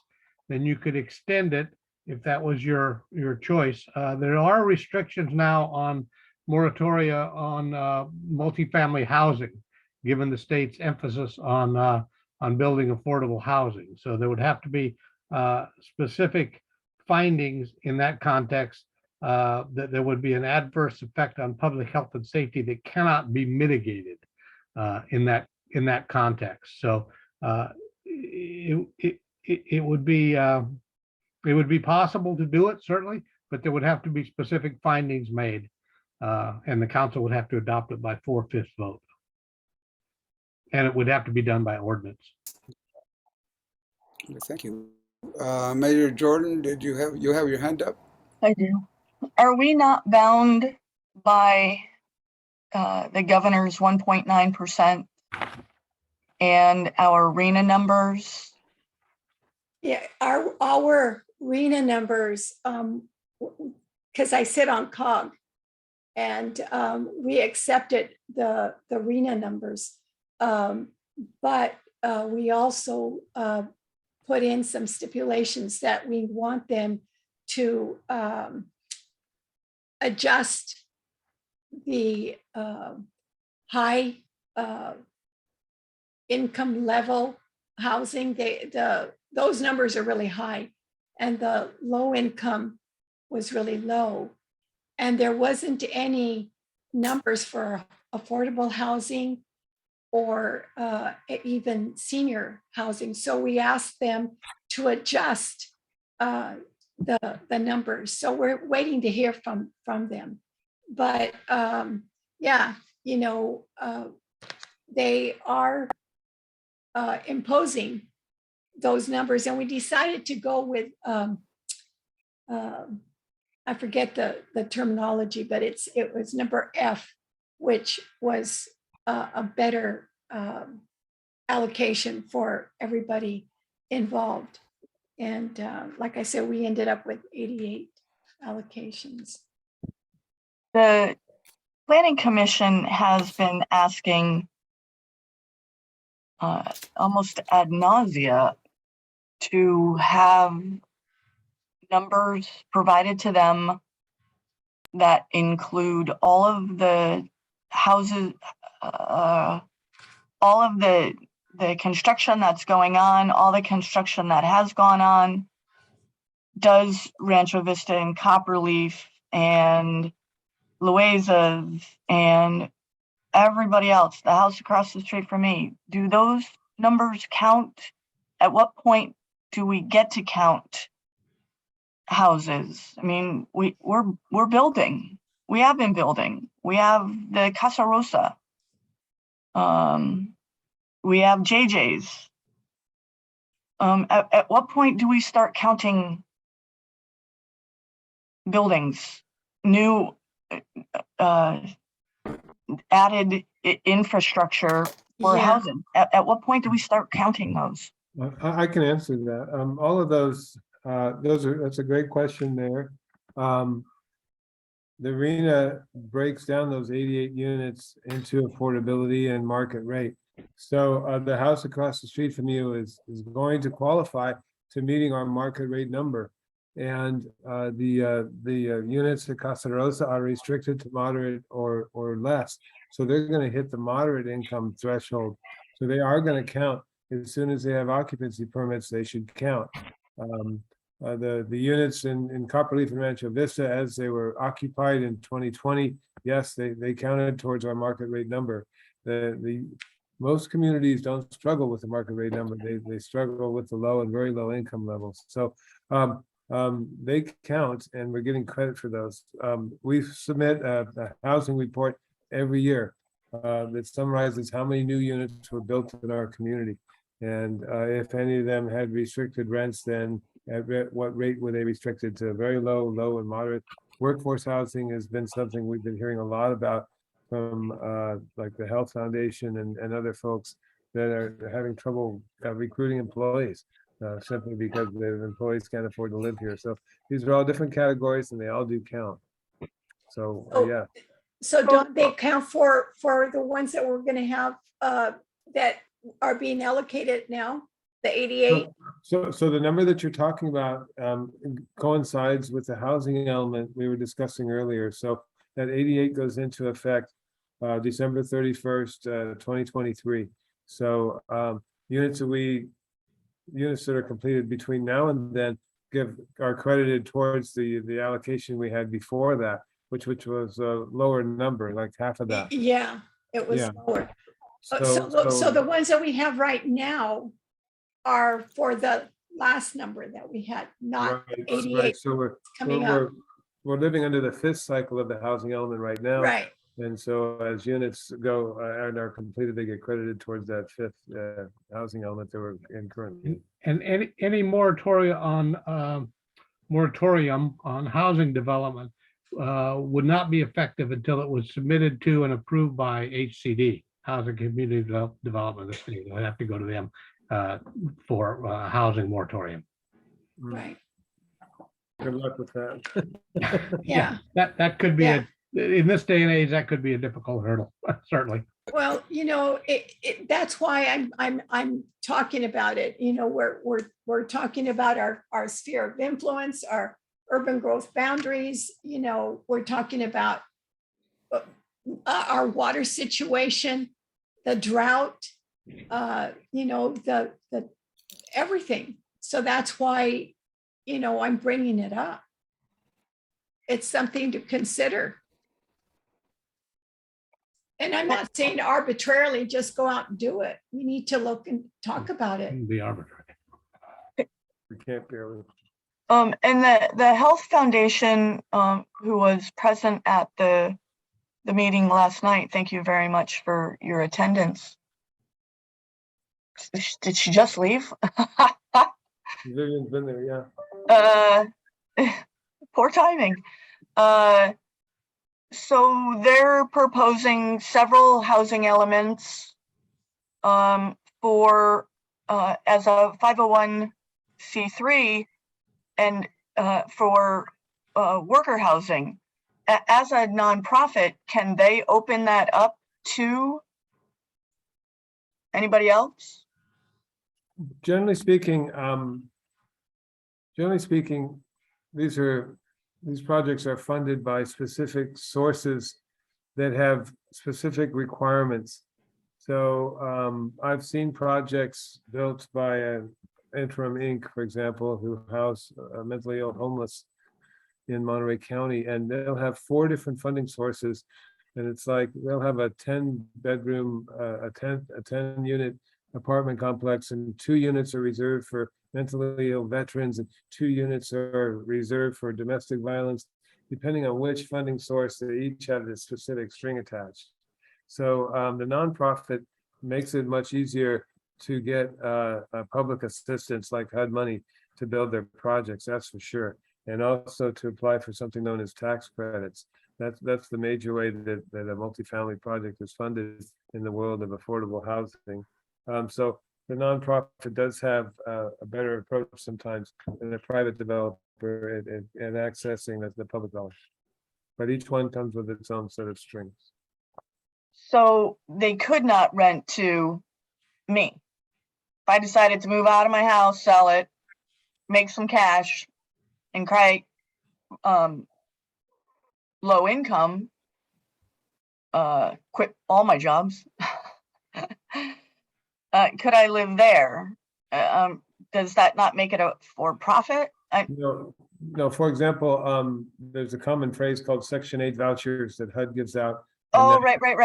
You would not be eligible for a Section 8 voucher. Yep, I know what those are. Thank you for that. Okay. Yeah, so the HUD's rule is 30% of your income, anything higher than 30% of your income cannot, is used for housing, then it's exorbitant, and Section 8 voucher pays for the difference. Okay. If you're earning $100 a month and your rent is $300, Section 8 you pay too. Okay, thank you for that. I forgot all about that. Okay, thank you.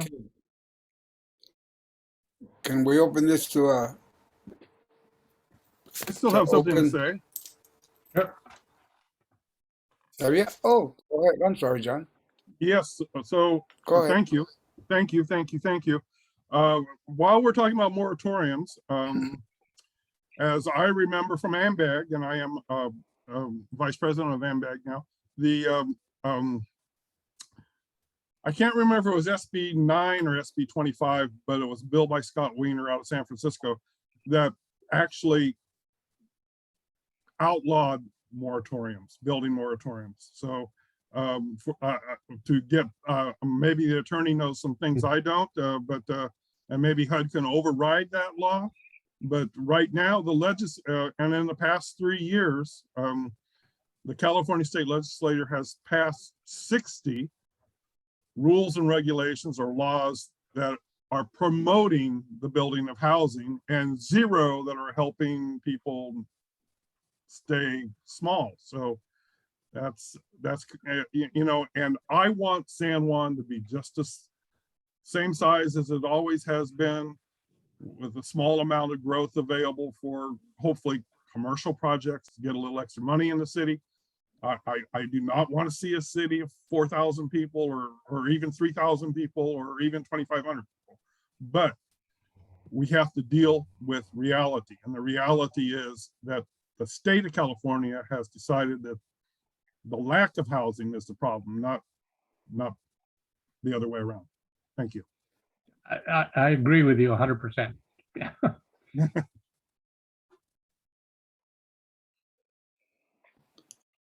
Okay, any other comments?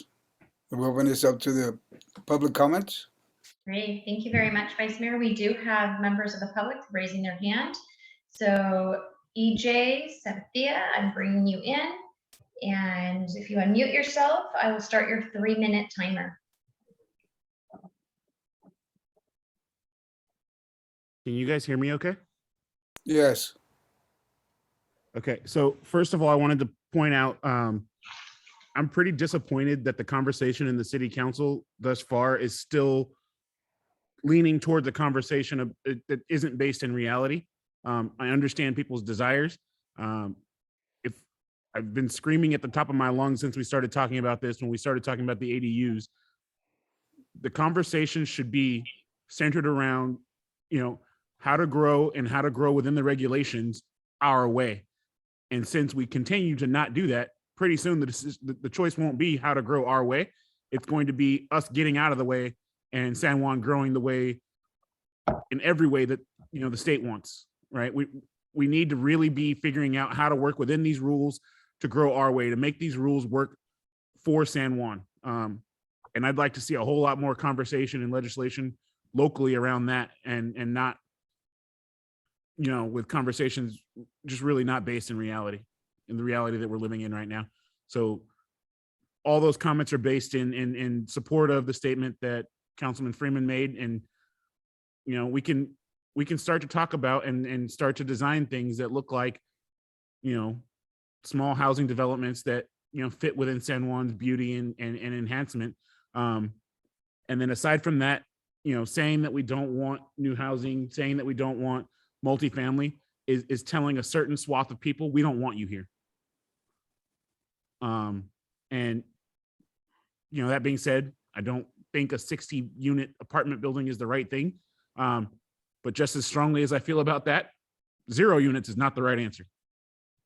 And I think that's all I got to say right now. Thank you.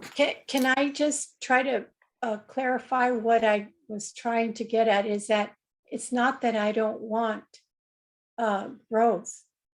It's that we need to be sensible about our growth, exactly how EJ said. We need to get our infrastructure. We need to get it improved. We need to get that out of the way. We need to get everything laid out, lay out our foundation, then we can build on that. I'm not saying that we don't want any growth at all. That would be unrealistic. It's building sensible and being sensible about how we grow. Okay. Jackie Morris Lopez, I'm bringing you in. If you unmute yourself, I'll start your 3-minute timer. Thank you, Clerk. I appreciate Councilwoman Edge opening up the conversation, whether or not, you know, we are going to be regulated and mandated by the state by certain Senate bills that have been passed to address the housing crisis. But I think unbeknownst to a lot of people and unbeknownst to me until I went to the California League of Cities convention back in March as a planning commissioner representing our town, this crisis didn't just start, you know, a decade ago. This has been in crisis mode now since the 80s, and refusal to address the issue, exclusion of certain groups and diversity in communities, as AJ stated, you know, affordable housing not being in the general plan or being really enforced by city councils and planning commissions, and at the county and the city level has gotten us to this point. So it's not something new. It's just that it's become crisis mode. But as Councilwoman stated, Edge, you know, we have real issues that are upon us right now. When these Senate bills got passed in the last 3-5 years, when they really started just churning out these mandates, we didn't have a crisis of water, of drought, of gasoline prices going up. Today, for Christ's sake, we had 2 fires in our neighborhood. So these are all real issues that we have to step back and say, you know what, one size doesn't fit all. How can we make it work for us? And I think just opening the conversation. And I recall, and we have been asking as a planning commission for these counts from city staff, because some of those units that went up with the Copperleaf and Delarios development had ADUs. And I remember the previous city attorney, when these were being discussed for development, she stated, and with the support of some people, I'm not saying all the council people that are sitting there, some of you were not seated, said that those ADUs were the answer to affordable housing. And now we're hearing complete opposite. And that's really concerning to me, that we are changing up the criteria. First, we were told they were going to count. Now we're told they don't count. So I think we need clarity and we need facts if we're going to ever get a handle on how much we have being built, because we've asked as planning commissioners. And it also is very dismaying to me to hear about some projects when we've asked about projects informally, and we're told over and over at our meetings, and this is for lack of not wanting to do our Jackie, jobs. your time is up. sorry, I didn't give you the 22nd. Okay, thank you. Heads up. So Yeah. give me 5 more because you interrupted me. Yeah, So- totally. Okay, thank you. I appreciate that. Yeah, if Kate. you don't You're mind just closing up, that'd be great.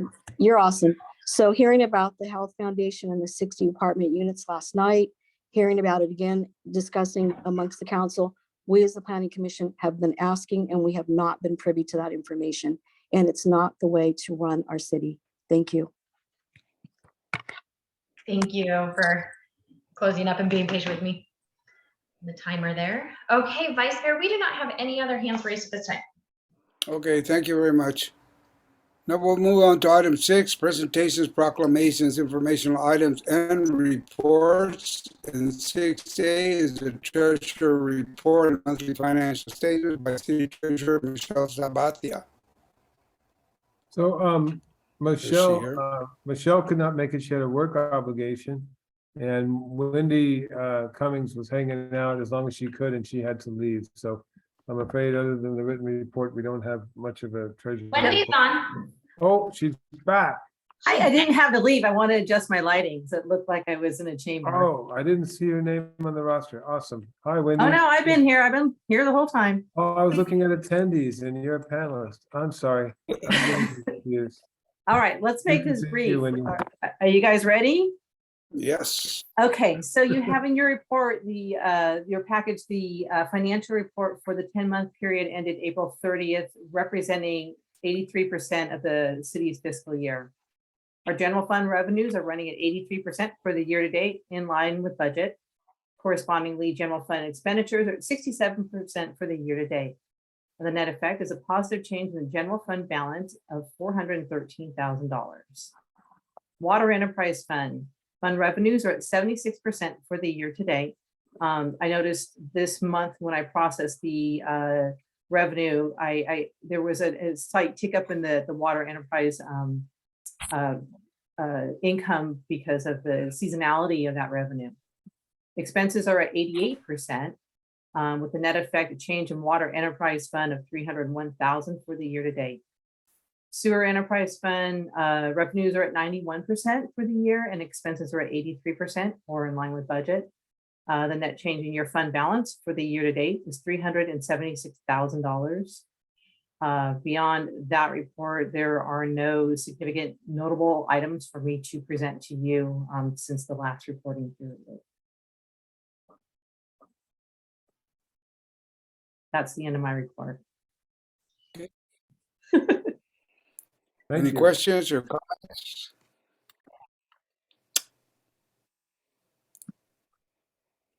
Councilmember Reyes, you have any comments or questions? No questions, just thank you, Wendy. It's nice to see you. Likewise. Councilmember Freeman, Thank you, Wendy, for a great report. any questions? Sounds like the finances are doing well. I appreciate it. Thank you.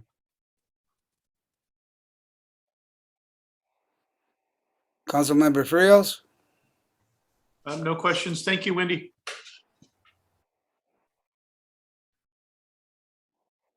Mayor Jordan, I have no questions or comments. Thank you, Wendy.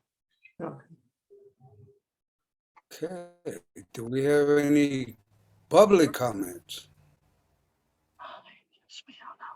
We do not have any hands raised at this time. All right, thank you. We'll move on to 6B, City Manager's Report. I have just a few slides. I'm sorry it's so late tonight. Let me run through them.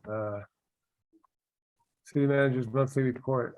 We had interviews June 9th. We had 4 candidates. This time we listed the position without listing a salary. And 2 of the candidates backed out immediately because they were afraid they wouldn't make enough money to move here. So we interviewed 2 of the 4 candidates Thursday with 1 possible good candidate. I'm following up Thursday with an interview with them.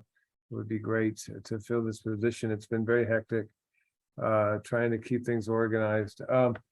And get this agenda out in particular was a real struggle. So so that's the status. And I've been talking with our HR consulting firm, RGS, about doing a classification study to see if staff is underpaid. If the city clerks are making $140,000 out there, and your city manager is making 132, it's going to be hard to recruit for positions like this. So we have 2 part-time clerks. The council approved a part-time clerk to cover while RGS filled the official city clerk position for us. And so they've been working less than 20 hours combined together. So wanted to assure the council that we're not over budget or overcommitting ourselves with our part-time help.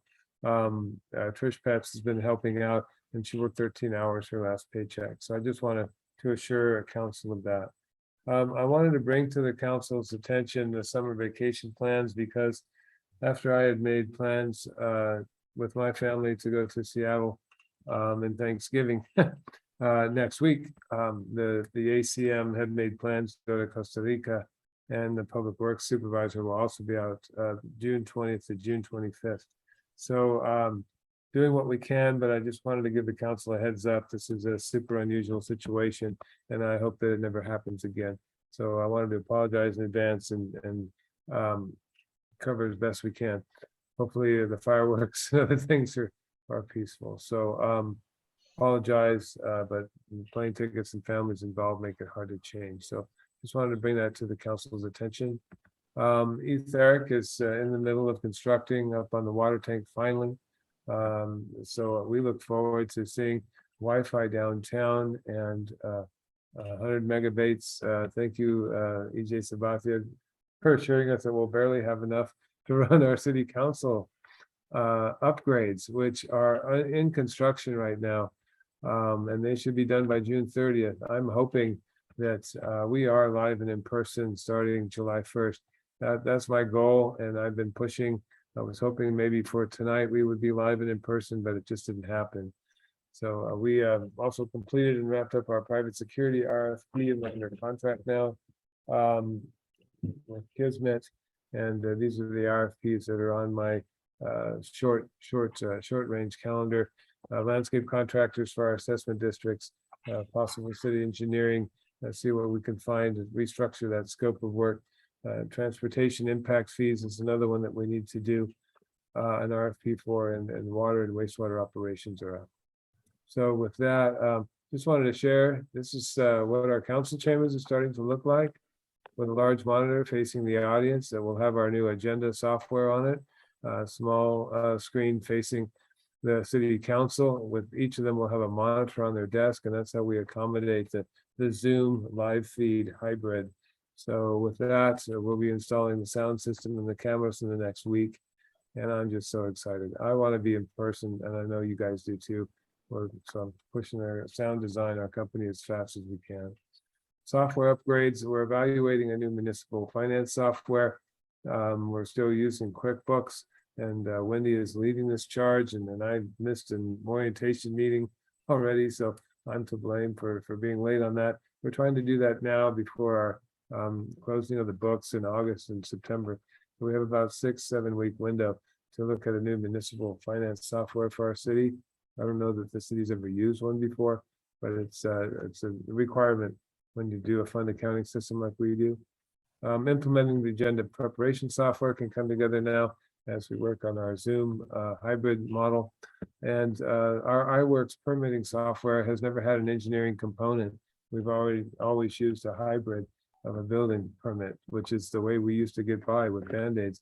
But iWorks is an excellent software. We just need to use it. So we've bought and installed an engineering component that manages all of our encroachment permits and the timing and the review of those. So hopefully this is another step forward in making our permitting system more efficient. In public safety, I think the mayor hit on some really good points that we need to work on coordinating schedules and work on the sheriff and see what the forecast is for getting a second deputy on board. That we need to notify our community about how to best contact Kismet and introduce Kismet to the community through a press release, and coordinate that and get that going. And then when we get all of our deployment and our operating contract straightened out, working efficiently, we'll focus again on our security cameras. So that is still on the radar. The council approved another $100,000 for that budget. So I'm running out of excuses, except for having the bandwidth is another problem.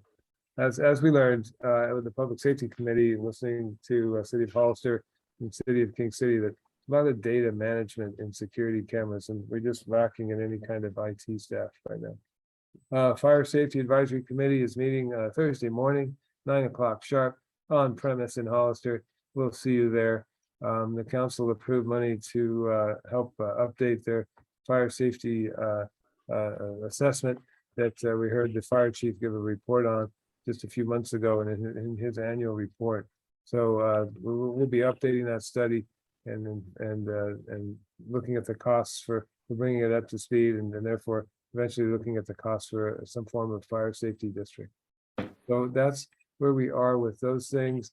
A special event process now includes a post-event evaluation for each one. And so we're making progress in improving our special events following March and April events. We are getting better at our runs. We had the car show coming up on Father's Day, still struggling over the use of the Alameda at Franklin and fire safety. So we're working on that. We're making improvements and growing fast on that. So I just wanted to assure you, I don't need to say a whole lot about community development and our sphere of influence process. Last night was basically, is my understanding, it was 2 meetings, not one. Brian came back to City Hall, got the original map of the urban growth boundary, brought it back, and those who were able to stay till 10 p.m. Actually went parcels by parcel. I know that some people were satisfied by that process and some were not. So we're still evaluating next steps, but we hope to get a sphere of influence and an urban growth boundary defined and mapped so as to get it to LAFCO in the next 3 or 4 months. Soon, we're going to have community engagements around the active transportation plan. We have community meetings scheduled towards the end of June. You know that Rudy and Franklin Park, we've talked about those. The roundabout, they're all 99% completed, except for waiting on the restrooms, as the engineer pointed out on Rudy. Everything else was on our agenda tonight. So with that, that's my last slide, and I will stop sharing and answer any questions that you may have. Do we have any questions? I just have one question. Dawn, I wasn't able to go to the meeting last night. And I'm starting to fade tonight, but is there any possibility of the ad hoc committee for the sphere of influence getting together? Well, it was my understanding that the work of that committee was done, and that is the foundation, the roots of the tree, so to speak, for the map that has gone through several different versions. And in review of that with Brian today, we spent a good 2 or 3 hours talking about the meeting last night. That version of the urban growth boundary committee that I worked on with the committee 2 years ago, when Dan DeVries was on the council, was brought forward with EJ Sabathia replacing Dan DeVries. And as my understanding, there was a Zoom meeting. It was decided to have a meeting at the library instead. There was a meeting at the library, and that's where this whole idea of having a 2-tiered map came into existence. And that was brought to the Council and Planning Commission in the fall of 2021, January 2022. And that the Council and Planning Commission both had a chance to comment on that map. And so after that, we brought it to the design charrette process at the school gym on May 3rd. And we talked, and so we have the map that came from the first and second round of the urban growth boundary. It evolved into the map that was reviewed by 35, 40 members of the community in the gym. And so what they came up with, the map that was presented last night, was my understanding, was the variations put on that map. The roots of the foundation, the trunk of the tree was amended here and there. So no, it wasn't going to match the UGB's original work, but that work was not thrown away. It was built upon. And it was brought forward last night, and I just think that it sounded to me like there was a lot of confusion about where did that map come from? And a lot of people had never seen it before. We've invited the same list of property owners to every meeting. So whether or not they come or not, and Jim Dassel is a property owner outside our boundaries. He's on the list of data that we received from the county. He got the hard mail copy to his address, and he came and participated eloquently at the May 3rd charrette. He got the notice for last night's meeting. He called Brian, said, I couldn't make it to that meeting, but I want to talk to you.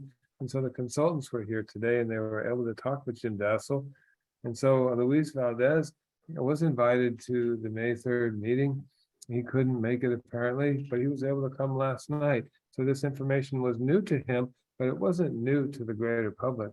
So I think that there was a lot of stress and a lot of tension around last night. And obviously we've got a lot of work still yet to do. And that work will get done if the city and the community is serious about changing its sphere of influence. That's work that needs to be done.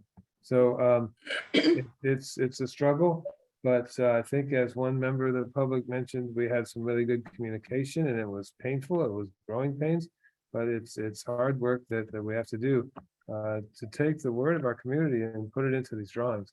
We're not sneaking away to private meetings. Those are rumors. It's just not happening. We're not working behind closed doors. The whole idea is to be out in the public. And so what does that look like? It's not always pretty. It's not always civil, but it's necessary and important. It's a critical piece of planning your community. And as CJ Sabathia said earlier, growing the way San Juan Bautista wants to grow. So we need to do this through the community process. So anyway, those are my 2 cents on it. I'm sorry I missed last night. And like I said, Well, I just was wondering if, I was never told that until just a few weeks back that we were disbanded. Brian let me know that we were disbanded. I don't ever remember receiving any kind of an email or notice saying that we were no longer in existence. And all I was asking right now is there any possibility that we who were on the ad hoc committee could get together to look at these maps and try to understand them? I don't know that I'm going to be able to. I do have a doctor appointment to help me with my off balance, but I think that it's important that maybe Scott and the others that were on the ad hoc committee maybe get together and to look at things and to try and understand the maps that were put out.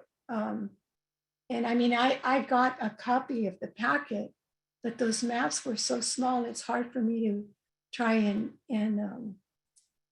figure out what the lines were. It was just, I wasn't meaning to offend you in any way. I just. No, I'm sorry. I didn't mean to be defensive. It's my bad. And I know it's late, but I just was wondering if there's some way that we can look at those maps and try to understand them. So anyway, that's my 2 cents. Happy to explore that further.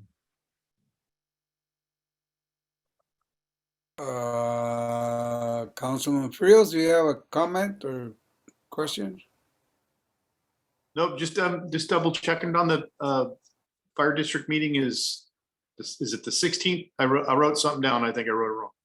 16th at 9 was on my calendar. 16th and 9. Okay. Okay, I got it right. Okay. No questions. Thank you. Councilman Freeman? I have nothing to add. I'm ready to go home. All right. I am home, but anyway, you know what I mean. So am I. Mayor Jordan? That was Mayor awesome, Jordan? John. I'm super punchy right now. Thank you for that, John. Yeah, I was going to go into a whole bunch of last night, but I'm going to refrain. And Mary, I can talk with you offline about the events of last night. Don, the council chambers looks amazing, but there are 5 council members and 4 monitors.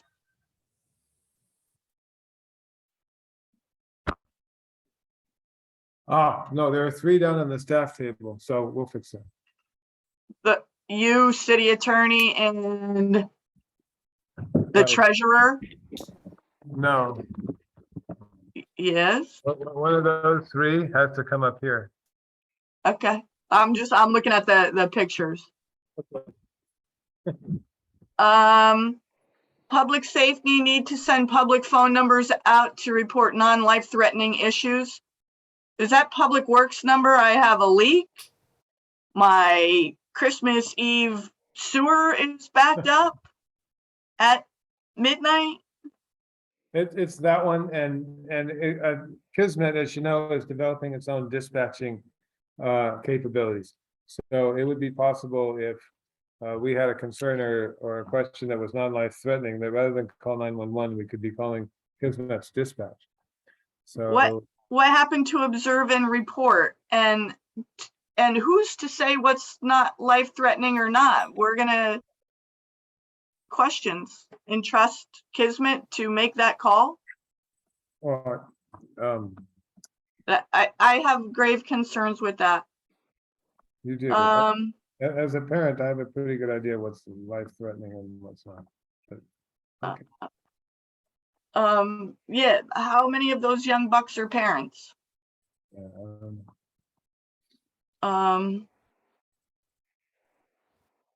Let's say Thursday. I'm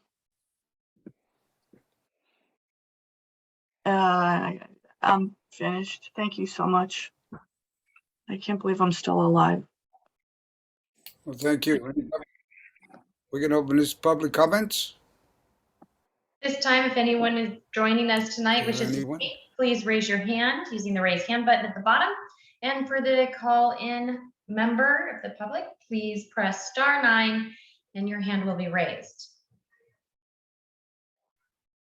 We do not have any hands raised at this time, Vice Mayor.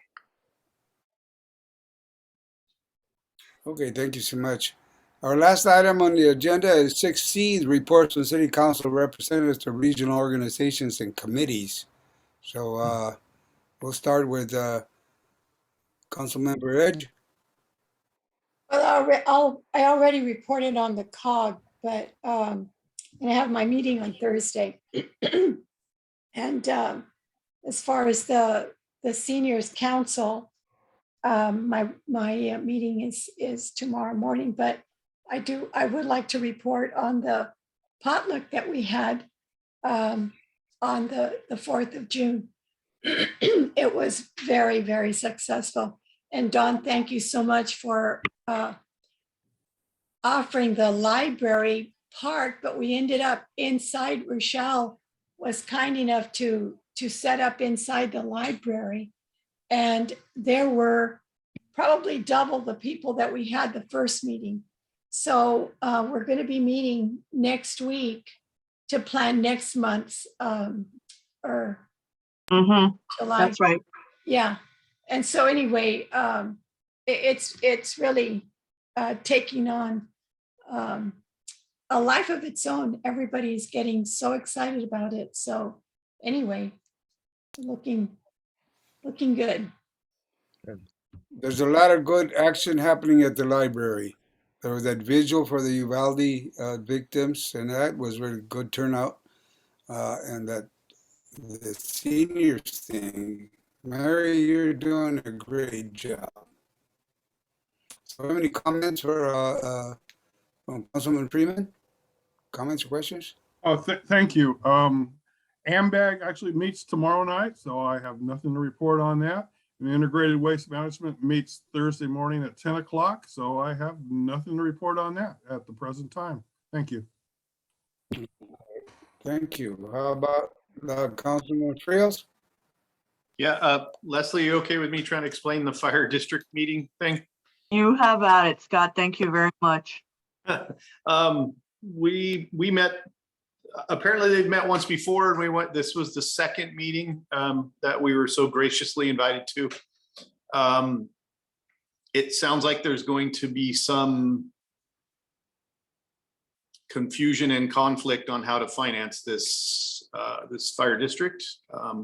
Hollister is very concerned because they're losing a bunch of money. I think they're finally realizing they bit off a big chunk. So with, I think it's something that can definitely happen. We just have to make sure that everybody's okay with dropping their kingdoms. And that's what's the bottom line. So be interesting to see what happens on, we have Thursday, so stay tuned. That's all I have. Thank you. Thank you. Mayor Jordan? Thank you. I was at the water, San Benito County Water Association meeting. And I did ask about the water softeners. Nobody is quite sure where that $193,000 number came from, but we pay into the association. So if and when our water becomes a wee bit softer, we can, those who have softeners can ask for a rebate. There are turf programs going on right now. There's sprinkler management going on right now.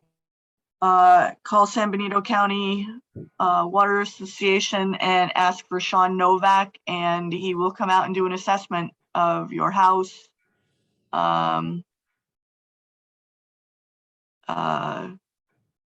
That's all there is on that one. And Scott, sorry, your agenda item to move up on the agenda items of things to talk about for the council members is not even on the agenda.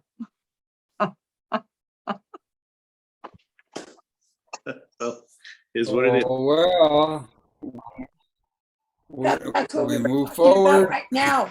There are a couple of things going on in town, if you all will indulge me in a moment, for a moment. Sorry, I think I'm the worst of all of you and I'm prolonging this agony. San Juan Day is scheduled for Sunday, August 14th. It will be a combination of the Antique Fair, the Chicken Festival. There will be music. There will be lots of stuff going on, food, family fun. The logo has been voted on and printing will begin. It's actually the logo's going out to all the merchants to do with what they will. Applications are being sent out. It should be on a website. There is a ribbon cutting on the 18th for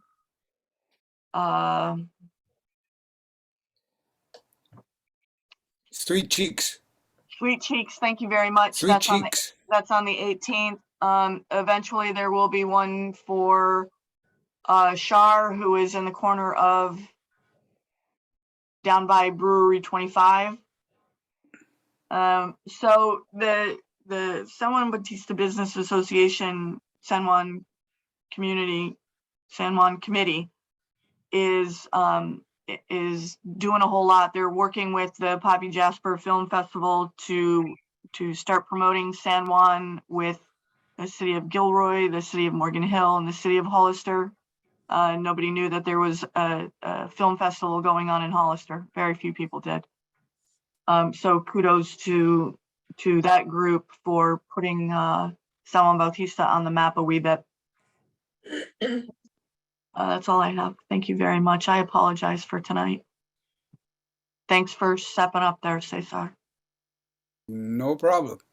Thank you so much. I had a CMAP meeting and our LAPCO meeting was canceled or postponed till next month. And that's about it. Okay. Now the chair will entertain a motion to adjourn. Motion to adjourn. Second. Right, a motion, a second. We don't want to discuss this. All in favor? Aye. Aye. Aye. Motion carries. Meeting adjourned. Thank you so much for all Good your night, everybody. Get well, guys. Thanks. Thanks to Norma again for an excellent job. Thank you, all right. Norma. You're welcome. Thank you. You're getting to be a Fixture. not a fixture. You guys are fun. Please note for the audio record that the meeting has adjourned at I'm getting 10:14. so used to, I don't want to see you leave. Oh, thank Thank you.